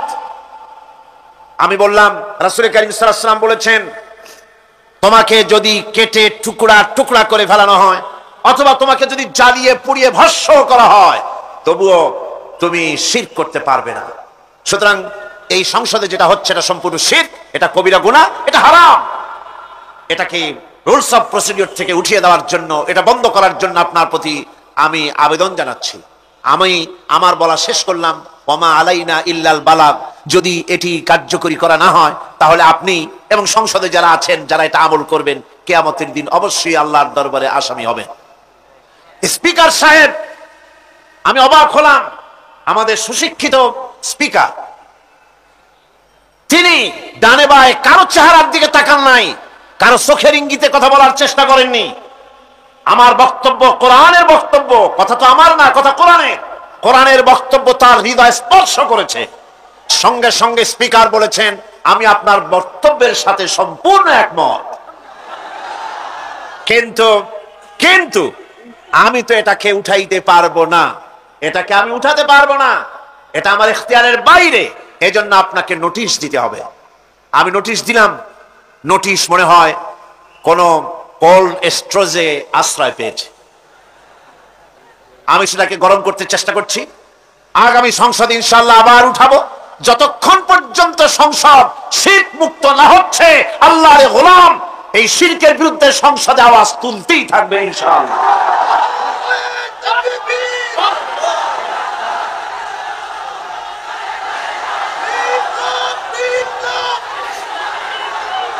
সুতরাং আজ ইজহারে তাদাল্লুল, মানুষ নিজেকে ছোট করবে কেবলমাত্র আল্লাহর কাছে। কার কাছে? আল্লাহ ছাড়া কারো সামনে মানুষ মাথা নত করতে পারবে না। এমনকি আমার দেশের কোর্টগুলিতে জজ সাহেবদেরকে বলা হয় মিলর্ড, আমার প্রভু। ব্রিটিশের শেখানো কথা, কোন মুসলমান উকিলের এমন কথা বলা উচিত নয়, জায়েজ নয়, হারাম। এ ধরনের কাস্টমস, এ ধরনের ট্র্যাডিশন উৎখাত করা উচিত। মাননীয় স্পিকার, মাননীয় জজ সাহেব, সম্মানিত জজ সাহেব এভাবে বলতে পারে, কিন্তু আমার প্রভু, প্রভু তো মুসলমানের একজন। প্রভু কয়জন? তার নাম কি? এই 4-5 জনে কইলেন আল্লাহ। আল্লাহর নাম নিতে দুঃখ লাগে, ভয় করে, লজ্জা করে, চিল্লায় কোন প্রভু কে? আল্লাহ সুবহানাহু ওয়া তাআলা। সুতরাং তার সামনে মাথা নত করতে হবে। এখন বন্দিগি বা আনুগত্য, আমি এই জিনিসটা একটা দৃষ্টান্তের মাঝে আপনাদের সামনে পেশ করতে চাই। খুবই গুরুত্বপূর্ণ বিষয়, আপনারা শুনলে আশা করি আল্লাহ পাক আমাদেরকে ফায়দা দান করবেন। আমি দোয়া চাই এই গুরুত্বপূর্ণ বিষয়টি যেন গুছিয়ে আপনাদের সামনে পেশ করতে পারি, আল্লাহ পাক যেন তৌফিক দান করেন। বন্দিগি বা আনুগত্য, এই আনুগত্যটার একটা দৃষ্টান্ত এভাবে দেওয়া যায়, যেমন চাকর মনিবের আনুগত্য করে। চাকর কার আনুগত্য করে? মনিবের। মনিব যা বলে চাকর সেগুলিকে মান্য করে। এটাকে আরেকটু বড় করে যদি দেখতে চান, তাহলে এভাবে বলা যায়, জনগণ, একটা দেশের জনগণ সরকারের আনুগত্য করে। সরকার যা বলে সরকারের আনুগত্য করে। মানুষ তার নিজের অজান্তেও কোর্টে, কাছারিতে, আদালতে, রাস্তায়, নৌকায়, স্টিমারে, প্লেনে, শিক্ষাঙ্গনে, সর্বত্র একটি দেশের জনগণ একটা সরকারের আইন নিজের অজান্তেই মেশিনের মতো পালন করে চলে, ঠিক কিনা? এই দৃষ্টিতে যে পরিমাণ লোক কোন সরকারের কর্তৃত্ব সীমায় বাস করে এবং তার আইনের অনুবর্তন করে, তাদের সম্পর্কে আমরা বলতে পারি জনগণ অমুক সরকারের আনুগত্য করছে। আর এটাকে যদি আরবিতে বলেন তাহলে বলা যায় এভাবে, জনগণ অমুক সরকারের ইবাদত করছে, আনুগত্য করছে, দাসত্ব করছে, গোলামি করছে।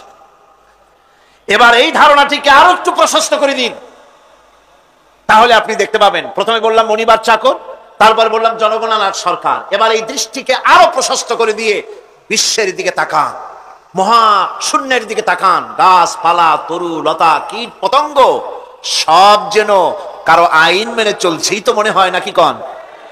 এবার শুনুন আল্লাহ পাক কি বলছে।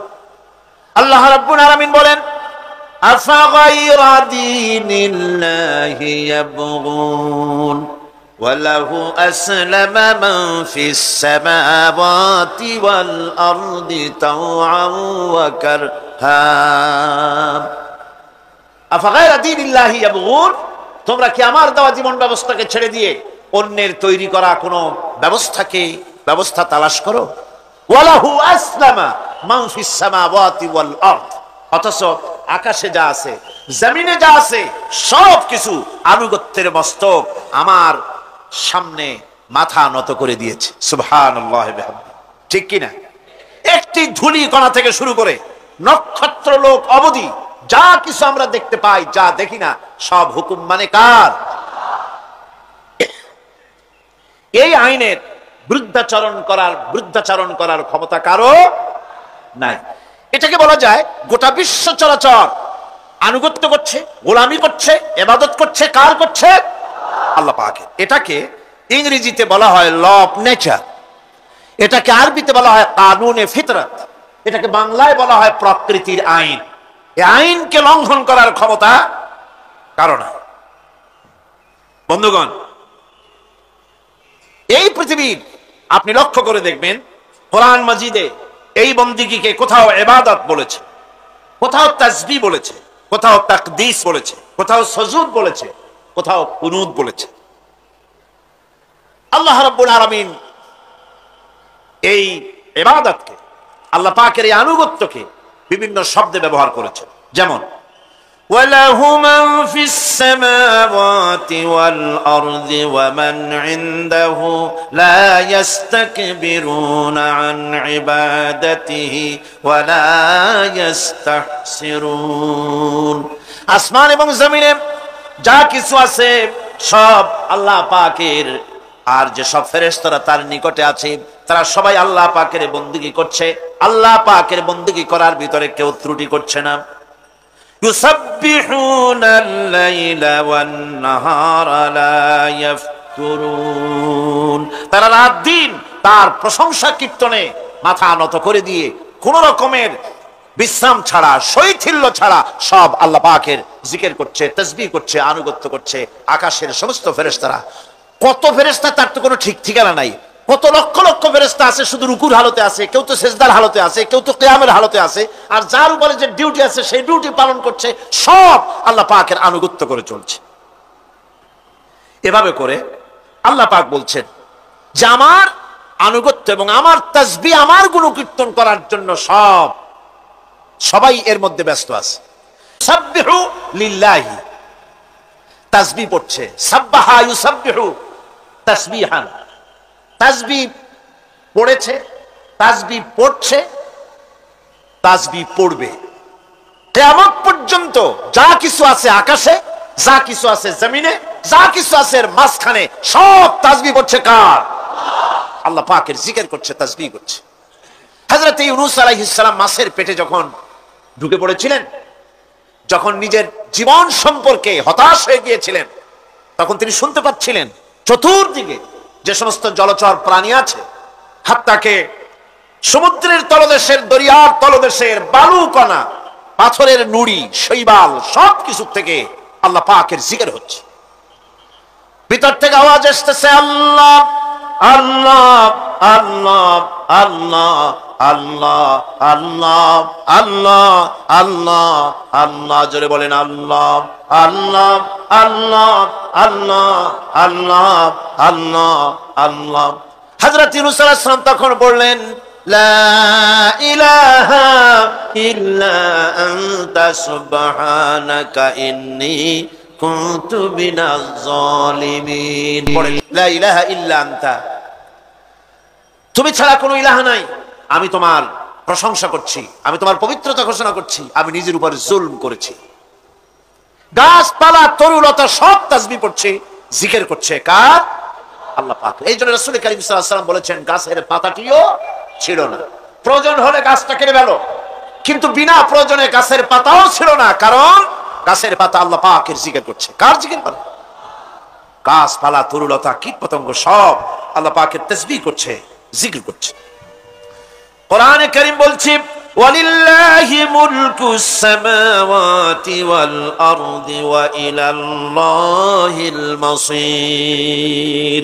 আকাশ মণ্ডল এবং জমিনের বাদশাহী আল্লাহ পাকের, এবং তারই কাছে আমাদের সকলকে ফিরে যেতে হবে। মালিক হচ্ছেন তিনি, আর তার তাসবিহ আকাশ জমিন যা দেখতে পাই, যা দেখতে পাই না, এর মধ্যস্থিত যা কিছু আছে সব কিছুই আল্লাহ পাকের তাসবিহ গুণকীর্তনে সব নিরত আছে। অন্য আয়াতে আল্লাহ পাক বলেন ওয়ালাহু মান ফিস সামাওয়াতি ওয়াল আরদি কুল্লুন লাহু কানিতুন। আসমান এবং জমিনে যা আছে তা সবই আল্লাহর নির্দেশের সামনে মাথা নত করে দিয়েছে। শুধু তাই নয়, আশ-শামসু ওয়াল কমারু বিহুসবানিন ওয়ান নাজমু ওয়াশ-শাজারু ইয়াসজুদান। সূর্য এবং চন্দ্র হিসাব অনুযায়ী আবর্তিত হচ্ছে, এবং বৃক্ষ এবং নক্ষত্ররাজি সেজদায় রত হয়ে আছে। সব আল্লাহ পাকের সামনে মাথা নত করে দিয়েছে। এই ইবাদত, তাসবিহ, আজ্ঞা অনুবর্তিতা, নিয়মানুবর্তিতা, সচেতনতা, সকল কিছু সকলেই মিলে আল্লাহ পাকের একটি ধূলিকণা থেকে শুরু করে পাহাড় পর্বত পর্যন্ত সব আল্লাহর নিয়ম কানুন মেনেই চলছে। আপনি দেখতে পাচ্ছেন সমুদ্রে যে জোয়ার এবং ভাটা হয় কার নির্দেশে হয়? কার নির্দেশে হয়? আরো লক্ষ্য করুন, সমুদ্রের পানি লবণাক্ত। এই নোনা পানি, সমুদ্রের নোনা পানিগুলি পদ্মা, মেঘনা, যমুনা, ব্রহ্মপুত্র, শীতলক্ষা, সুরমা এসব মিষ্টি পানির ভিতরে জ্বরের টানে লবণাক্ত পানিগুলি ঢুকে যায়। আবার ভাটির টানে মিষ্টি এলাকার পানিগুলি সব গিয়ে সমুদ্রের মধ্যে নোনা পানির মধ্যে চলে যায়। মাঝখানে কোনো পার্টিশন নাই, মাঝখানে কোনো হেজাব নাই, কোনো বেড়া নাই, বাদ নাই। অথচ নোনা পানি মিষ্টি পানির ভিতরে গিয়ে মিষ্টি পানিরে নোনা বানায় না, নোনা পানি মিষ্টি এলাকায় গিয়ে মিষ্টি পানিরে নোনা বানাইতে পারে না। এই যে আল্লাহ পাকের হুকুম মেনে সব চলতেছে, জোয়ার ভাটাগুলি হতেছে, রাত আর দিন চলতেছে। রাত 12টার সময় সূর্য এসে বলে না রাত সর, আমি এখন দিন বানায় ভালাবো। বেলা 12টার সময় রাতের আগমন করতে পারে না। লাশ-শামসু ইয়ামবাগি লাহা আন তুদরিকাল কমারা ওয়ালাল লাইলু সাবিকুন নাহার ওয়া কুল্লুন ফি ফালাকি ইয়াসবাহুন। সূর্য চাঁদকে অতিক্রম করতে পারে না, চাঁদ সূর্যকে অতিক্রম করতে পারে না। কারোর সঙ্গে কারো বাধা হয় না, টক্কর লাগে না। সব আল্লাহ পাকের হুকুম মেনে ইলা আজালিম মুসাম্মা, নির্ধারিত সময় পর্যন্ত সবাই যাতায়াত করবে। শুধু তাই নয়, আল্লাহ পাকের এক বিরাট সিস্টেম, এক বিরাট কুদরতের মাধ্যমে গোটা পৃথিবী চলছে। এর কোনো পরিবর্তন হবে না। নারকেল গাছে কোনোদিন বেল হবে না, বেল গাছে কোনোদিন তাল হবে না, কাঁঠাল গাছে কোনোদিন খেজুর হবে না, আবার খেজুর গাছে কোনোদিন লিচু হবে না। হবে নাকি? ওয়ালান তাজিদা লিসুন্নাতিল্লাহি তাবদীলা। আমার প্রকৃতির আইনের মধ্যে, আমার ল অফ নেচারের ভেতরে কোনো পরিবর্তন হবে না। সবগুলি আমার আইন মানতে হবে। এখন হতে পারে এমন যে ব্যক্তি আল্লাহরে মানে না, ব্যক্তি বোঝেন না নাকি বোঝেন না, একটা মানুষ আল্লাহরে মানে না, ও না মানতে পারে। যে জিহ্বাটে দিয়া বলে দেয়ার ইজ নো গড, স্রষ্টা বলতে কেউ নাই, যে জিহ্বাটে দিয়া বলে সে জিহ্বা হুকুম মানে কার? আল্লাহ পাকের হুকুম মানে। কিরকম? জিহ্বার উপরে যদি তিতা রাখা আপনি বলেন তিতা থুইছি, তাতে কি হয়েছে? খবরদার তিতার টেস্ট নিবি না, তিতা টক এই টেস্ট নিতে পারবি না। আপনার কথা জিহ্বা শুনবে? শুনবে না।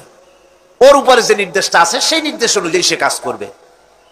টয়লেটে গিয়ে আপনি না কেড়ে কবেন যে খবরদার, আমি একটা বিরাট অফিসার, অনেক টাকা পয়সার মালিক, অথবা বিরাট একটা মন্ত্রী টন্ত্রী কিছু একটা, সবাই আমার হুকুম মানে, তোকেও মানতে হবে। খবরদার দুর্গন্ধ যেন নাকের মধ্যে না ঢোকে, নাক আমি চাবি ধরতে পারবো না। শুনবে না কে? শুনবে। নাক হোক, কান হোক, চোখ হোক, মুখ হোক, প্রত্যেকটা অঙ্গ প্রত্যঙ্গ, এগুলি সব হুকুম মানে কার? হতে পারে ব্যক্তি আল্লাহর অস্বীকার করে বসলো, আল্লাহকে বললো যে আল্লাহ নাই, সব এমনি এমনি হয়। কিন্তু কপাল পড়ার লক্ষণ। কিসের লক্ষণ? কপাল পড়ার লক্ষণ। সব বোঝে। একটা মাইক দেখলে কয় যে না কেউ এটারে বানাইছে।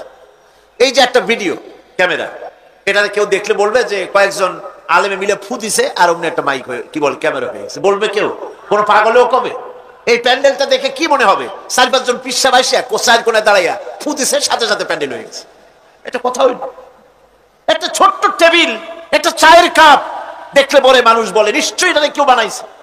আজীব, এত বড় বিশাল আকাশ, এত সুন্দর জমিন, এত সুন্দর দেহ, এই মানুষ, গাছপালা, তরুলতা, কীট পতঙ্গ, পাহাড়, নদ নদী, সব কিছু দেখে কেবলমাত্র কপাল পোড়াই বলতে পারে যে কেউ নাই, এমনি এমনি হয়েছে। আজীব তামাশা। এমনি এমনি একটা চাউল তৈরি হয় না, একটা ডিম তৈরি হয় না, এমনি এমনি পৃথিবীটা হয়ে গেল। সবগুলির পেছনেই আল্লাহ পাক আছেন, তিনি সৃষ্টি করেছেন। এখন উপাস্যের প্রতি এই সৃষ্টি মানুষের দৃষ্টি আকর্ষণ করে। উপাস্য পাও না কে আল্লাহ, তা ঠিক পাও না, তা দেখাবার জন্য এই পৃথিবীর আল্লাহর সৃষ্টি প্রত্যেকটি পদার্থ, প্রত্যেকটি জিনিস ইঙ্গিত করে নিঃসন্দেহে কেউ না কেউ আছে, আর তার নাম হচ্ছে আল্লাহ। তার নাম কি? আরো জনে বলেন, নাম কি?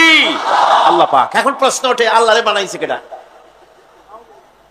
বলে তো মুরগি আগে না ডিম আগে? ডিম যদি আগে হয়ে থাকে তো ডিমটারে পারলো কে? আর মুরগি যদি আগে হয়ে থাকে, কোথার থেকে মুরগি এসে উড়িয়ে এসে জুড়ে বসলো, আইলো কই থেকে? আল্লাহ যদি একজন থেকেই থাকেন তাহলে তার স্রষ্টাকে? এই প্রশ্ন তুলেছেন বার্টন রাসেল। প্রশ্ন তুলেছে স্রষ্টার স্রষ্টাকে। আমি দেখলাম এক আর্মি অফিসার একটা বই লিখেছেন, আমার এত ভালো লাগলো। বইটার নাম হচ্ছে আল কোরআন দা চ্যালেঞ্জ, মহাকাশ পর্ব। দারুণ লিখেছেন তিনি, আপনারা যদি পান খুঁজে নিয়ে পড়বেন। সে বইয়ের শেষ ভাগে গিয়ে তিনি এটার জবাব দিয়েছেন, স্রষ্টার স্রষ্টাকে তাই তুমি তালাশ করো। কানা চায় মানে কুজো চায় সিটই শুইতে। একটা লবণ কণার দৃষ্টান্ত তিনি দিয়েছেন। একটা লবণ কণা, একটি লবণ কণার ভিতরে যতগুলি মলিকুল থাকে, একটা লবণ কণার ভিতরে যতগুলি ক্যালাস থাকে, একটা লবণ কণার ভিতরে যতগুলি উপকরণ আর উপাদান থাকে, অর্থাৎ একটা লবণ কণা যত উপকরণ যত উপাদান ধারণ করে, তার ধারণ ক্ষমতা যতখানি, এতখানি জিনিস ধারণ করতে 1000 বার্টন রাসেলের মগজের দরকার। লবণ কণা সেইটার চিন্তা করাই কঠিন, আর এত বড় মহাবিশ্ব যিনি সৃষ্টি করেছেন তার স্রষ্টাকে তালাশ করতে চাও, এটা কি স্বাভাবিক কথা? এটা পাগলের প্রশ্ন হতে পারে, এটা পাগলের প্রশ্ন হতে পারে। গ্যাগারিন টিটপ আর প্রথম মহাশূন্যচারী ছিল। গ্যাগারিন বেটা মহাশূন্য ঘুরে টুরি আইসা কয় কি, কয় যে মুসলমানেরা যারে কয় আল্লাহ, হিন্দুরা যারে কয় ভগবান, খ্রিস্টানরা যারে কয় গড, মহাশূন্য এত ঘুরলাম, আল্লাহরও দেখলাম না, ভগবানেরও দেখলাম। আজীব তামাশা। তুমি তো তোমার শরীরটাই দেখো না, তোমার শরীরটাই তো তুমি দেখতে পাও না। তোমার মাথার তালুটা কেমন তা কি দেখছো কখনো? আয়না নিচের দিকে দিয়ে ঠ্যাং উপরের দিকে দিয়ে তাকাইলে যদি দেখো মাথার তালু কেমন। নিজের ঘাট দেখো না, পিঠ দেখো না, নিজের হিপ দেখতে পারো না। আয়না টায়না সাইড বাসখান না নিয়ে দেখার উপায় নাই কোন জায়গায় কি আছে শরীরে। নিজের শরীরটাই দেখো না। কত বড় সাহস! এই শরীরের স্রষ্টাকে দেখতে চাও? লা তুদরিকুহুল আবসার। কোন দৃষ্টি শক্তি তাকে মুহাইয়া করতে পারবে না। তার দৃষ্টি সকলকে আয়ত্ত করবে, কিন্তু পৃথিবীর কোন দৃষ্টি শক্তি তাকে আয়ত্তের ভিতরে নিতে পারবে না। মুসা আলাইহিস সালামের মতো পয়গম্বর তিনি বলেছিলেন, রব্বি আরিনি, রব্বি আরিনি, আল্লাহ আমি তোমারে দেখতে চাই। আল্লাহ পাক বলেছেন লান তারানি, কখনোই দেখতে পারবে না। সুবহানাল্লাহ ওয়া বিহামদিহি। সুতরাং এই পৃথিবীর সবকিছু ইঙ্গিত করে যে একজন আছেন। এই ফুলের সৌন্দর্য যিনি দিলেন, ফুল দেখা যায়, সৌন্দর্য দেখা যায়, কিন্তু গন্ধ দেখা যায় না। এই পানির মিষ্টতা, মিষ্টি পানি, ফুলের গন্ধ, জোনাকি পোকার আলো, এই যে সুন্দর সুন্দর জিনিস যে আল্লাহ পাক এই বিশ্বকে সজ্জিত করেছেন, এ সব কিছুই ইঙ্গিত করে নিঃসন্দেহে একজন আছেন, আর যিনি আছেন তার নাম হচ্ছে কি? আল্লাহ। জোরে বলেন তিনি কে? আল্লাহ। এখন এই স্রষ্টাকে চিনতে মানুষের বড্ড হয়রানি স্রষ্টাকে চেনার জন্য। এই স্রষ্টাকে খোঁজার জন্য, চেনার জন্য মানুষ শক্তি পূজা আরম্ভ করলো। ওই যে আমি আগে বলেছি, মানুষের মধ্যে একটা স্বাভাবিক প্রেরণা এই কারো না কারোর সামনে মাথা নত করে দেবে। সেজন্য মানুষ, কেউ তো আগুনকে পূজা করলো, আগুনের ভিতরে শক্তি আছে বলে আগুনের সামনে মাথা নত করে দিল, পাহাড়ের সামনে মাথা নত করে দিল, মূর্তি বানাইয়া মূর্তির সামনে মাথা নত করলো, কাঠের মূর্তি, মাটির মূর্তি বানাইয়া তার সামনে মাথা নত করে দিল। এগুলির সামনে যদি তুমি মাথা নত করলে, এগুলি কি মাছির মতো একটা ছোট্ট প্রাণীও বানাতে পারবে? এই চ্যালেঞ্জ কার? আল্লাহ পাকের। কোরআন শরীফে আল্লাহ পাক বলেছেন, নবী ওদের বলেন, ওরা কি মাছির মতো ছোট্ট একটা প্রাণী বানাতে পারবে? পারবে না। এমনকি ওদের সামনে যে খাদ্যগুলি রাখা হয়, মূর্তি বানায়া সামনে যে খাদ্য রাখা হয়, এই খাদ্যের উপরে যদি মাছি পড়ে, খাবারগুলি উড়াই নিয়ে যায়, অথবা ওদের নাকের উপর এসে যদি মাছি এসে পড়ে, এই মাছিটাকে এতগুলো হাত সাথে একটা টোকা দিয়ে একটা মাছিকে উড়াই দিতে পারবে না। পারবে না। সুতরাং বুঝতে হবে, একথা বুঝতে হবে, স্রষ্টাকে তালাশ করতে গিয়ে মানুষেরা আগুনের পূজা করলো, পাথরের পূজা করলো, গাছের পূজা করলো, মাছের পূজা করলো, সাপের পূজা করলো, বাঘের পূজা করলো, শেষ পর্যন্ত সেক্সুয়াল অর্গান, এটার বাংলা করলাম না, এটারও পূজা করলো। এটাকে একটা শক্তির প্রতীক মনে করে এটার সামনেও মাথা নত করলো।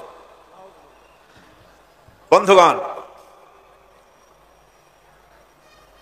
মাটির পূজা করলো, জমিনকে নিজের মা মনে করে এটার পূজা করলো, অথচ আল্লাহ পাক পরিষ্কার করে বলে দিয়েছেন, লা ইলাহা ইল্লা আনা ফা'বুদুন, আমি ছাড়া কোনো ইলাহ নাই, আল্লাহ ছাড়া কোনো ইলাহ নাই।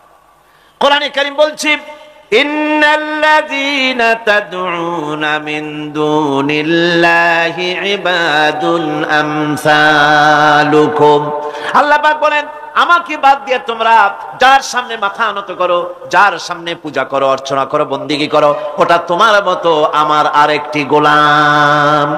বোঝা যাচ্ছে আল্লাহ হচ্ছেন এক এবং একক। এই আল্লাহ সুবহানাহু ওয়া তাআলা তিনি বলছেন আমাকে বাদ দিয়ে যার সামনে মাথা নত করো, ওরা আমার গোলাম। সূর্য কার গোলাম? চন্দ্র কার গোলাম? সাপ বলেন, বাঘ বলেন, আগুন বলেন, সব কার গোলাম? এগুলি সব কার কথা শোনে? আগুন যতই পূজা করেন, আগুনের মধ্যে আপনি পড়লে আগুন কি ছাড়বে? ছাড়বে না। তবে হ্যাঁ, আগুনের মালিক যদি বলে তাহলে ছেড়ে দিবে, ঠিক কিনা? ইব্রাহিম আলাইহিস সালামকে আগুনের ভিতরে যখন ফেলে দেওয়া হচ্ছে, ফেরেশতা বলতেছিল আমার কাছে সাহায্য চাও, আগুন থেকে বাঁচায় দেই। হযরত ইব্রাহিম বলেছিলেন আমার তো পরীক্ষা হতেছে, ইমতিহান হতেছে, আমাকে ডিস্টার্ব করো না, আমি তোমার কাছে কেন সাহায্য চাইবো? আমি আগুনে পুড়লে পরে আমার মাবুদ, আমার খোদা, আমার আল্লাহ তিনি যদি খুশি হন, তাহলে আমার এমন আল্লাহকে খুশি করার জন্য 1000 বার পড়তে রাজি আছি। তোমার কাছে কেন সাহায্য চাইবো? আমি তো অন্ধ, আল্লাহর ইবাদত করি না যিনি আমার দুঃখ দুর্দশা নিজের চোখে না দেখেন। আগুনের মধ্যে পড়ে গেলেন, আল্লাহ পাক আগুনকে অর্ডার করে দিলেন, ইয়া নারু কুনি বারদাও ওয়া সালামান আলা ইব্রাহিম, আগুন আমার ইব্রাহিমের জন্য ঠান্ডা হয়ে যা, শান্তিদায়ক ঠান্ডা হয়ে যা। তাহলে দেখা গেল আগুনের মালিক হচ্ছেন আল্লাহ পাক।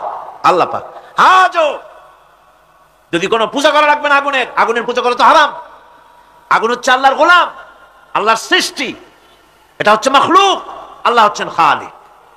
বিশ্বকবি, কবি সম্রাট আল্লামা ডক্টর ইকবাল কি সুন্দর করে বলেছেন, আজ ভি হো জো ইব্রাহিম কা ইমা पैदा, आज भी हो जो इब्राहिम का इमाम पैदा, आग कर सकती है एक अंदाज गुलिस्तान पैदा।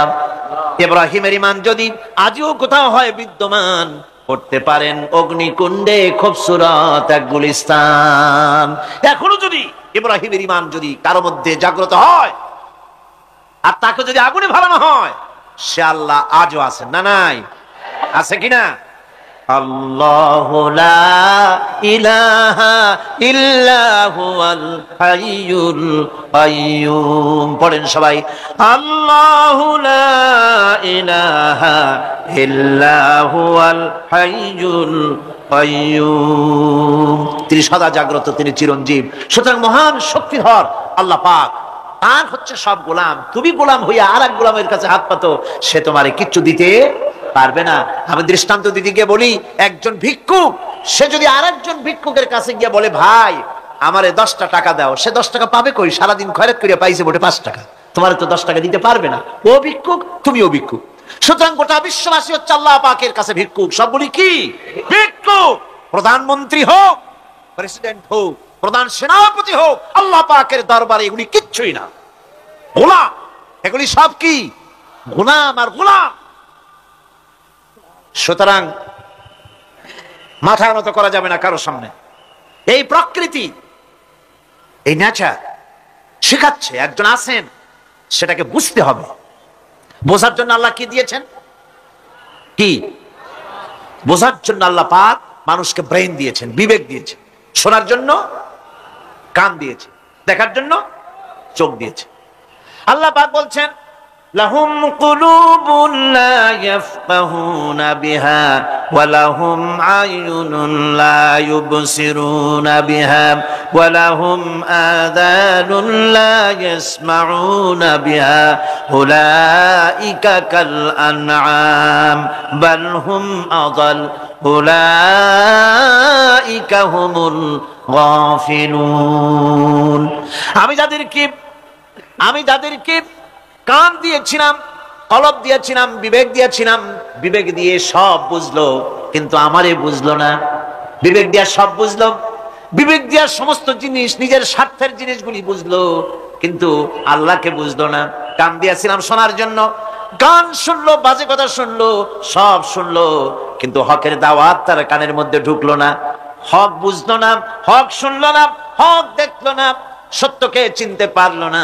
আল্লাহ পাক বলেন উলাইকা কাল আনআম, এরা হলো চতুষ্পদ জানোয়ার, জানোয়ার পশু। আল্লাহ কয় না খালি পশু কইলে সারে না, বালহুম আদাল, একেবারে পশুর চাইতেও নিকৃষ্ট। কারণ কি? কারণ হলো পশু অবিশ্বাসী নয়, পশু অবিশ্বাসী নয়, পশু কাফের নয়, পশু মুশরিক নয়, পশু মুরতাদ নয়, পশু নাস্তিক নয়, ঠিক কিনা? সুতরাং পশুর চাইতেও খারাপ, পশুর চাইতেও খারাপ। পশু যেটা বোঝে তাও বোঝে না। পশু তো অন্তত মালিকের আনুগত্য করে, তার কথা শোনে, যার খায় তার কথা শোনে। কুত্তাটাও, কুকুরও যার খায় তার কথা শোনে, ঠিক কিনা গণ? অথচ যে আল্লাহ রাব্বুল আলামিন খেতে দিলেন, পড়তে দিলেন, সব কিছু দিলেন, তার ইবাদতটা বুঝতে চেষ্টা করলো না, তার ইবাদত বুঝতে চেষ্টা করলো না, তার গোলামি করতে জানলো না। সুতরাং এগুলি হচ্ছে উলাইকা কাল আনআম, এগুলি চতুষ্পদ জন্তু এবং জানোয়ারের মতো, বরং তার থেকেও নিকৃষ্ট। মানুষকে আল্লাহ পাক জ্ঞান দিয়েছিলেন, সেই জ্ঞান দিয়ে সে দূরবীন আবিষ্কার করলো, জ্ঞান দিয়ে দূরবীন আবিষ্কার করলো, যাতে করে শকুনের চাইতেও তীক্ষ্ণ দৃষ্টি সম্পন্ন হয়। সে গাড়ি আবিষ্কার করলো যাতে করে চিতাবাঘের চাইতেও বেশি দৌড়াইতে পারে। সে সাবমেরিন আবিষ্কার করলো যাতে করে মাছের চাইতেও বেশি দ্রুতগামী হয়ে চলতে পারে পানির তলা দিয়া।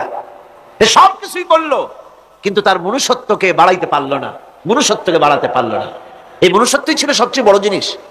কবি বলছেন, মুঝে ये डर है कि दिले जिंदा तू ना मर जाए, मुझे ये डर है कि दिले जिंदा तू ना मर जाए, कि जिंदगानी इबारत है तेरे जीने से, मुझे ये डर है कि दिले जिंदा तू ना मर जाए। আমার এই ভয় হয়, হে আমার জীবন্ত আত্মা, তোর না অপমৃত্যু হয়ে যায়। কারণ তোর যদি অপমৃত্যু হয় তাহলে আমার তো বেঁচে থাকার কোনো লাভ নাই। আমরা তো আমাদের আত্মা, জীবিত আত্মাকে মেরে ফেলছি, জীবিত আত্মাকে মেরে ফেলছি, আত্মাকে বিকশিত করছি না। আত্মাকে বিকশিত করতে হবে। এই আত্মা বিকশিত হবে কিভাবে? সব জিনিসের খাবার আল্লাহ পাক এই জমিনে তৈরি করেছেন, ঠিক কিনা কর? সকলের খাবার এই জমিন। মানুষ যেহেতু তৈরি হয়েছে এই মাটি দিয়ে, সেই জন্য আল্লাহ রাব্বুল আলামিন মানুষের খাবার মাটি দিয়ে তৈরি করে দিয়েছেন। কলা দিয়েছেন, কচু দিয়েছেন, আলু দিয়েছেন, মূলা দিয়েছেন, তাল দিয়েছেন, বেল দিয়েছেন, মাছ দিয়েছেন, তরকারি দিয়েছেন, পনির দিয়েছেন, দুধ দিয়েছেন, গোশত দিয়েছেন। খাবারের কোনো অভাব রাখে নাই, সব মাটি দিয়েছে। কিন্তু যেই রুহটা আমাদের ভিতরে, যে আত্মাটা আমাদের মধ্যে, যে আত্মা থাকলে পরে বাঁচি, আত্মা না থাকলে পরে মরে যাই, সেই রুহের খাবার আমরা কেউ দিতেছি না। রুহটা কি? আল্লাহ পাক বলছেন, নবী আপনাকে প্রশ্ন করা হয়, ওয়ায়াসআলুনাকা আনির রূহ কুলির রূহু মিন আমরি রাব্বি। নবী হে, প্রশ্ন করা হয় রূহ কি জিনিস? এর জবাব হচ্ছে এই, বলে দিন রূহ হচ্ছে আল্লাহর একটু অর্ডার, একটু হুকুম তোমার ভিতরে কাজ করছে। ওই রূহেরও কিছু খাবার আছে, ওই রূহেরও কিছু খাবার আছে। সেই রূহকে খাবার জমিনে তৈরি হবে না। রূহ গোশত খাবে না, পনির খাবে না, দুধ খাবে না, সর খাবে না, ফল খাবে না, কি খাবে? রূহের খাবার। যেহেতু রূহ এই পৃথিবীতে তৈরি হয় নাই, রূহ এসেছে আলমে আরওয়াহ থেকে, সেজন্য রব্বুল আলামিন রূহের খাবার পাঠিয়েছেন লৌহ মাহফুজ থেকে। আল্লাহ পাক কোরআনে কারীমকে রূহের খোরাক করে পাঠিয়েছেন। রূহকে যদি বাঁচাতে চান তাহলে তার একমাত্র খাদ্য হতেছে তেলাওয়াতে কোরআন, তেলাওয়াতে কোরআন। যত তেলাওয়াত করবেন ততই মজা লাগবে। সুবহানাল্লাহ, কোন সুবহানাল্লাহ। একটু হারাম শরীফ থেকে বেলায় আসেন। টাকা পয়সা যাদের আছে তাদের বলছি, পয়সা করি যাদের আছে, সিঙ্গাপুর বেড়ায়। আর সিঙ্গাপুর বেড়ায় করবা কি? মার্কেটিং ছাড়া আর কিছুই নেই। সিঙ্গাপুর, ব্যাংকক, হংকং এই সমস্ত জায়গায় ঘুরে টুরে আসে, খুব দেখে আসছে। টাকা নষ্ট করে লাভ নাই, বরং পয়সা করি যদি আল্লাহ দিয়ে থাকেন হস্ত করবেনই। পয়সা করি বেশি থাকলে রমজান মুবারকে ওমরা করে এসেন। রাসূল কারীম সাল্লাল্লাহু আলাইহি ওয়াসাল্লাম বলেছেন, যে ব্যক্তি রমজান মুবারকে ওমরা করলো সেজন্য আমার সাথে হজ আদায় করলো। কেন বলছি? এই জন্য বললাম, আল্লাহ পাক আমাকে কয়েকবার নসিব করেছেন। সেখানে যখন রমজান মুবারকে যখন তেলাওয়াত হতে থাকে তারাবিহের ভেতরে, মনে হচ্ছে যেন আকাশ থেকে ওহী নাজিল হতেছে। মানুষের চোখের পানি, নাকের পানি একাকার হয়ে যায় হারাম শরীফের ভিতরে। সেখানে তো মুনাজাত সারা বছর মুনাজাত হয় না, মুনাজাত হয় রমজান মুবারকে বেতেরের নামাজের ভিতরে। বেতেরের নামাজের ভিতরে ইমাম সাহেব হাত তুলে মুনাজাত করেন। অন্তত 8 থেকে 10 লক্ষ মানুষ হজের মৌসুমের মতো কাঁদতে কাঁদতে পাগল হয়ে যায়। কোরআন কি মজা, কোরআন হচ্ছে রুহের খাবার। আমরা তো রুহের খাওয়াই না, ঘোড়ার উপরে চড়ি, গাধার উপরে চড়ি, ঘোড়ারে গাধারে জন্মের মতো মুঠেই খাইতে দেই না, নিজে খাই জন্মের মতো, খাইয়া ঘোড়ারে খাইতে দেওয়া হয় না, গাধারে খাইতে দেওয়া হয় না। ফলে ওর উপরে যখন সওয়ার হয় তখন ঘোড়া গাধা না খাইতে খাইতে একদিন চার দিকে দিয়া জায়গায় সিটে মরা ছাড়ার কোনো পথ থাকে না। আমাদের মানুষেরা খায় কি? সুবহানাল্লাহ। এই যে শবে বরাত আসতেছে, কি যে খাবে, দিশা আগের থেকে লিস্ট তৈরি হয়ে যায় কতটা আইটেম তৈরি করা হবে। রমজান মাসে আল্লাহ একটু কম টম মান্দায় খাবে, একটা রমজান মাস আল্লাহ দিলেন, সেই রোজার মাসে যে সারাদিন খায় না, এটাকে উসুল করে ইফতারের সময় সে যে কত খাবার, চোখ সানাবড় হয়ে যাবে দেখুন। পেঁয়াজি, বেগুনি, হালিম, শরবত, তরমুজ, বেল, কলা, কচু, না কি খাইতে খাইতে মাগরিবের রক্ত শেষ। কয় ভাই নামাজটা কোন রকম পড়ে আসি, তারপরে খাবো না। আবার গেল নামাজ পড়তে, আবার এসে খাইলো, খাইয়া তারপরে আবার ভাত খাইলো। কেমনে যে খায় আল্লাহই জানে, গলায় আঙ্গুল দিলে পাওয়া যায়। এরকম খাইয়া তারপরে তারাবি পড়তে দাঁড়ায় না, জনমের মতো খাইলে পরে তো অলস হবে শরীর। তারাবি পড়তে দাঁড়াইছে, লম্বা কেরাত হচ্ছে, উনি রুকুতে আছে, ইমাম সেজদায় চলে গেছে, ওনার খবর নেই। অথবা উনি সেজদায় পড়ে আছেন, ইমাম কোথায় উঠে গেছে তার খবর নেই। সুবহানাল্লাহ। সুতরাং নিজে খাইয়া পেটটারে দুম্বার মতো সাইজ বানাইয়া কোনো লাভ নাই। পেট বড় বানাবেন না, সিনা বড় বানান, সিনা বড় বানান। সিনার ভিতরে কোরআন ধারণ করেন, মজা পাবেন। এই আল্লাহ রাব্বুল আলামিন এত বড় নিয়ামত, এই কোরআন, এর থেকে বড় নিয়ামত পৃথিবীতে আর নাই। শ্রেষ্ঠ নিয়ামত, এর থেকে বড় নিয়ামত আছে ভাই? এই শ্রেষ্ঠ নিয়ামতকে পড়তে শিখুন, বুঝতে শিখুন, হেদায়েতের সবের মধ্যে আছে। সুতরাং আল্লাহ রাব্বুল আলামিন মনুষ্যত্বকে, আত্মাকে বিকাশ করার জন্য কোরআনে কারীম দিয়েছিলেন। মানুষ এই জ্ঞান দিয়ে আবিষ্কারের পিছনে চলে গেল। হ্যাঁ, আবিষ্কার দরকার আছে, মোটেই আমি এটাকে অস্বীকার করি না, সব দরকার। কিন্তু সেই সাথে আল্লাহ পাকের সাথে যে সম্পর্কটা থাকা দরকার ছিল, সেই সম্পর্ক থেকে মানুষ নিজেকে বিচ্ছিন্ন করেছে। কোরআনে কারীমে আল্লাহ পাক বলছেন, লাকাদ খালাকনাল ইনসানা ফি আহসানি তাকওয়িম। সব থেকে সুন্দর করে বানিয়েছি কারে? মানুষ। চিল্লা এখন কারে? মানুষ হলো সবচাইতে সুন্দর, সবচাইতে সুন্দর সৃষ্টি আমার। ওগুলা, এই মানুষগুলি হচ্ছে আশরাফুল মাখলুকাত। মানুষ কি মাখলুকাত? সৃষ্টির সেরা। আপনারা সৃষ্টির সেরা হইলেন কি দিয়া? আপনারা কি বাঘের মতো দৌড়াতে পারেন? বল্লার মতো হুল ফুটাইতে পারেন? কুত্তার মতো কামড়াইতে পারেন? হাতির মতো শক্তি আছে? গরিলার মতো শক্তি আছে? মাছের মতো সাঁতরাইতে পারেন? সাপের মতো ক্রুদ্ধতা আছে? সিংহের মতো হিংস্রতা আছে? তো কিসের, কোন দিক থেকে আপনি আশরাফুল মাখলুকাত হলে? আশরাফুল মাখলুকাত হয়েছেন জ্ঞানের কারণে। কিসের কারণে? সেই জ্ঞানটার জন্যই তো আপনি সৃষ্টির সেরা। এই সৃষ্টির সেরা মানুষ, সুন্দর মানুষ, এই মানুষগুলি সুম্মা রাদাদনাহু ফি আসফালা সাফিলিন। সুম্মা রাদাদনাহু আসফালা সাফিলিন। এই মানুষ নিচে নামতে নামতে এত নিচে নামে, শয়তান অবাক হয়ে গালে হাত দিয়া নিচের দিকে তাকাইয়া দেখে আর চিন্তা করে, এর দূর নামলো কেমনে? শয়তান অবাক হয়ে যায় মানুষের অবস্থা দেখে। আজ America, British parliament, American parliament আইন পাস করে পুরুষে পুরুষে বিবাহ জায়েজ করে দিয়েছে সেখানে। নাউযুবিল্লাহি মিন যালিক। শয়তানের চাইতে অনেক কিছু। শয়তান ওই সব কাম জানেও না, বোঝেও না। শয়তান তো ভালো, কুত্তাও জানে না, ঠিক কিনা কর? কুকুরেও সমকামিতা করে না, শুয়ারেও করে না, গাধায়ও করে না। মানুষ কোথায় নামছে? এই মানুষ সৃষ্টির সেরা বানিয়েছিলাম, শয়তানের চাইতে নিকৃষ্ট হয়ে গেল। আল্লাহ পাক বলেন, ইল্লাল্লাযীনা আমানু ওয়া আমিলুস সালিহাতি ফালাহুম আজরুন গায়রু মামনুন। কিন্তু যারা ঈমান এনেছে, আমলে সালেহ করেছে, তাদের জন্য রয়েছে অপুরন্ত পুরস্কার। এই অপুরন্ত পুরস্কার আল্লাহ রাব্বুল আলামিন দান করবেন যারা নাকি মুমিন বান্দা, যারা নাকি ইবাদত করবে তাদের জন্য। এখন আমি আপনাদেরকে বলতেছিলাম যে ইবাদত গোলামি অর্থে, এর গোলামির পূর্ণ অর্থ সেটা হচ্ছে যে ব্যক্তি, পরিবার, সমাজ ও রাষ্ট্র, জীবনের সকল ক্ষেত্রে গোলামি করতে হবে কার? আল্লাহ পাকের। এই ইবাদত শব্দটাকে কোরআনে কারিমে কয়েকটা অর্থে ব্যবহার করা হয়েছে, সে অর্থগুলি আমাদের জানা দরকার। যেমন ইবাদত এবং দাসত্ব অর্থে আল্লাহ পাক বলছেন, ثم أرسلنا موسى وأخاه هارون بآياتنا وسلطان مبين। অতঃপর মূসা এবং তার ভাই হারুনকে আমার নিদর্শন দিয়ে তাদেরকে সুস্পষ্ট রূপে প্রমাণ সহ ফেরাউন এবং তার সভাসদের কাছে আমি পাঠিয়ে দিলাম। তারা যখন তাদের কাছে গিয়ে দ্বীনের দাওয়াত দিল, তখন তারা কি বলল?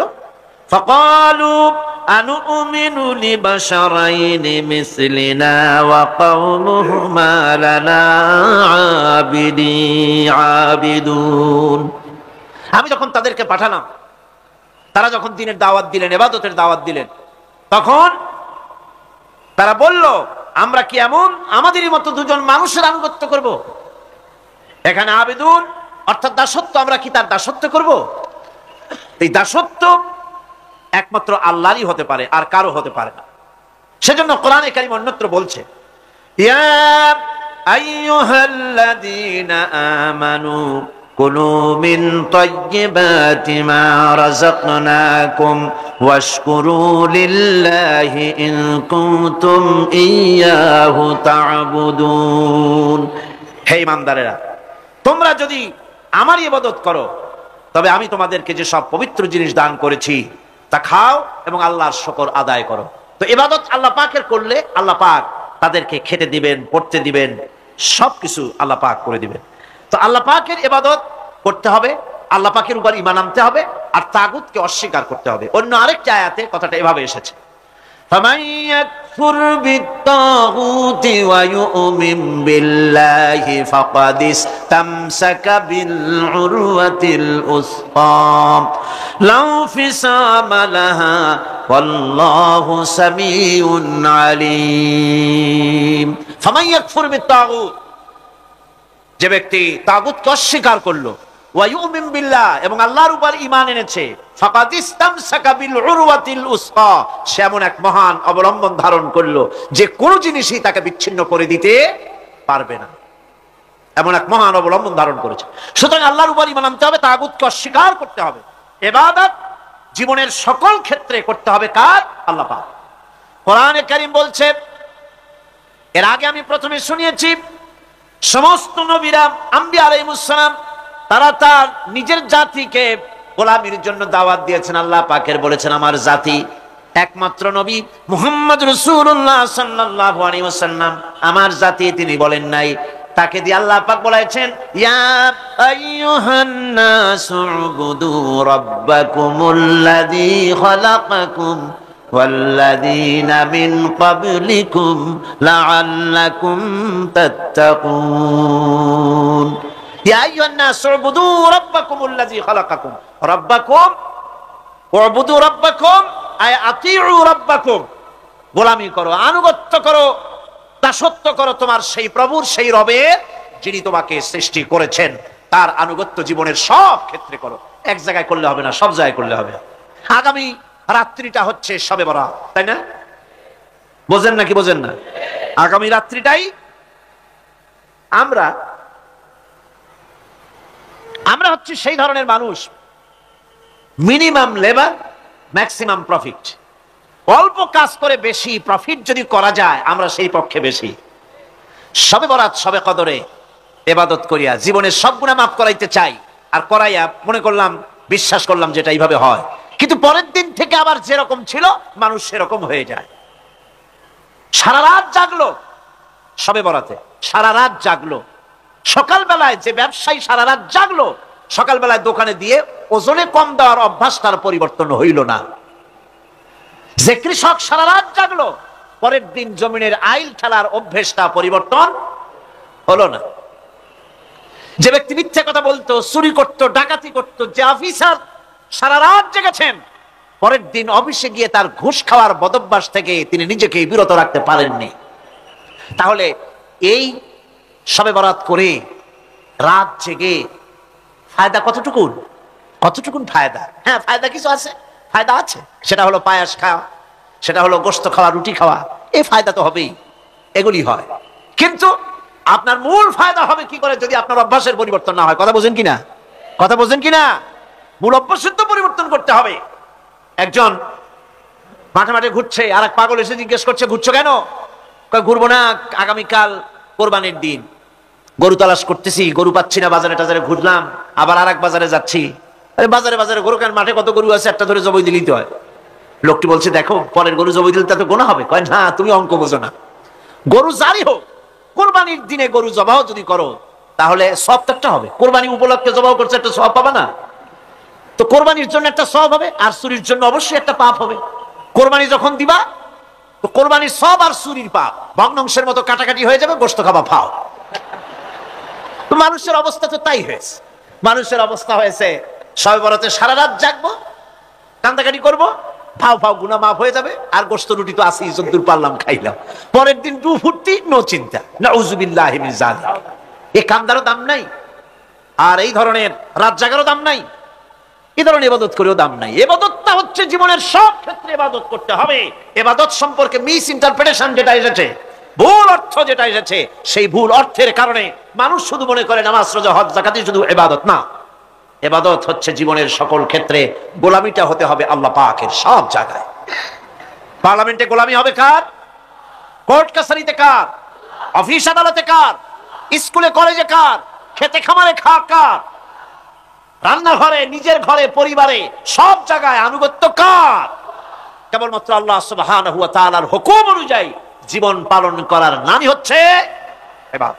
এই ইবাদত, নামাজ পড়ার নাম ইবাদত, নামাজ না পড়ার নামও ইবাদত। রোজা রাখার নামও ইবাদত, রোজা না রাখাও ইবাদত। এখন আপনারা বলতে পারেন, যেটা ঠিক কি আশ্চর্য কথা শুনাইলেন, নামাজ পড়া তো ইবাদত, নামাজ না পড়া আবার কোন দেশে ইবাদত? রোজা রাখা তো ইবাদত, রোজা না রাখা কোন দেশে ইবাদত? মূল কথা হচ্ছে 5 ওয়াক্ত নামাজ সময় মতো পড়বেন, তা তো আপনার ইবাদত হবে। কিন্তু সূর্য উদয়ের সময়, সূর্য ঠিক মাথার উপরে থাকার সময়, সূর্য ঠিক অস্তগামী হওয়ার সময় নামাজ পড়া জায়েজ নাই, সেজদা করা জায়েজ নাই, হারাম করা হয়েছে। সুতরাং এই 3 সময় নামাজ না পড়াটাই ইবাদত।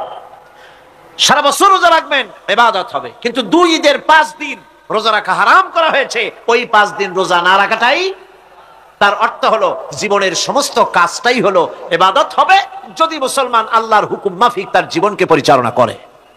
আপনার চোখের চাহনিটাও তো ইবাদত হবে। সুবহানাল্লাহ। এই চোখ দিয়ে গুনাহ কামাই করা যাবে, আবার এই চোখ দিয়ে সব কামাই করা যাবে। যদি কোনো সন্তান তার মা বাপের দিকে ভক্তির নজরে, মহব্বতের নজরে যদি তাকায়, নবীজি বলেছেন একটা কবুল নফল হজের সওয়াব আমলনামায় লেখা যাবে। সাহাবীরা প্রশ্ন করেছেন, যদি কেউ 100 বার তাকায় তো কি হবে? নবীজি বলেছেন, আল্লাহ রাব্বুল আলামিনের নিয়ামতের ভান্ডার অফুরন্ত নিয়ামতের, সেখানে কোনো অভাব নাই। যদি কোনো বান্দা যদি তার মা বাপের দিকে দৈনিক 100 বার তাকায়, তো ওই বান্দার আমলনামায় 100 কবুল নফল হজের সওয়াব লেখা যাবে। তাহলে দেখা গেল চোখের চাহনি আপনার ইবাদত, আপনার ঘুম ইবাদত, আপনার চাকরি ইবাদত, আপনার ব্যবসা বাণিজ্য ইবাদত। তার মানে হলো আল্লাহর গোলামি, আল্লাহর হুকুম অনুযায়ী কাজ করার নামই হচ্ছে ইবাদত। ইয়াকা না'বুদু ওয়া ইয়াকা নাস্তাঈন। পড়েন সবাই, ইয়াকা না'বুদু ওয়া ইয়াকা নাস্তাঈন। আল্লাহ তাআলা একমাত্র তোমার গোলামি করি, তোমারই আনুগত্য করি, তুমি ছাড়া কারো গোলামি করি না, তুমি ছাড়া কারো গোলামি করি না। এখন দোকানদার নামাজের মধ্যে পড়লো ইয়াকা না'বুদু। ইয়াকা না'বুদু, না'বুদু শব্দটা হচ্ছে মুজারের সিগায়, এর মধ্যে 2টা কাল পাওয়া যায়, বর্তমান আর ভবিষ্যৎ, 2টি কাল পাওয়া যায়।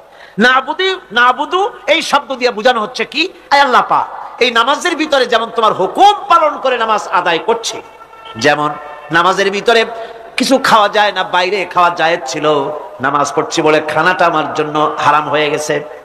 কথা বলা জায়েজ ছিল, নামাজের ভিতরে কথা বলা হারাম করে দিলাম। এদিক ওদিক তাকানো জায়েজ ছিল, নামাজের ভিতরে এদিক ওদিক তাকানো বন্ধ করে দিলাম।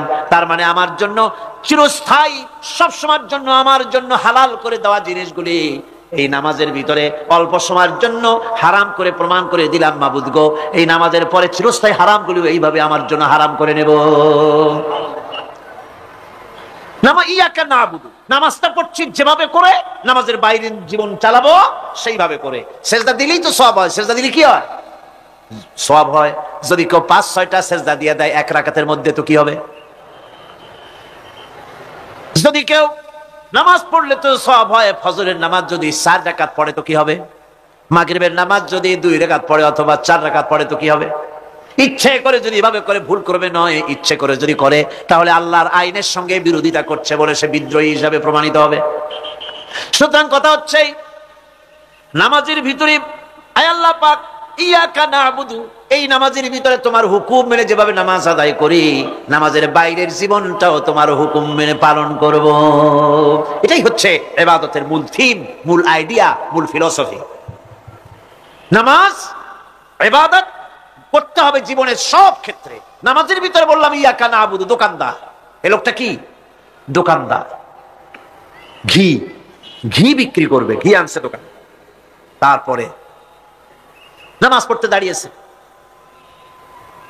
দোকানের পেছনে ছোট্ট ঘর আছে, নামাজ পড়তে দাঁড়িয়েছে, শুরু করে দিল আল্লাহু আকবার, আলহামদুলিল্লাহি রাব্বিল আলামিন আর রহমানির রহিম মালিকি ইয়াউমিদ্দিন ইয়াকা নাবুদু ওয়া ইয়াকা। তাড়াতাড়ি পড়তে হবে যেহেতু খরিদ্দার আসতেছে।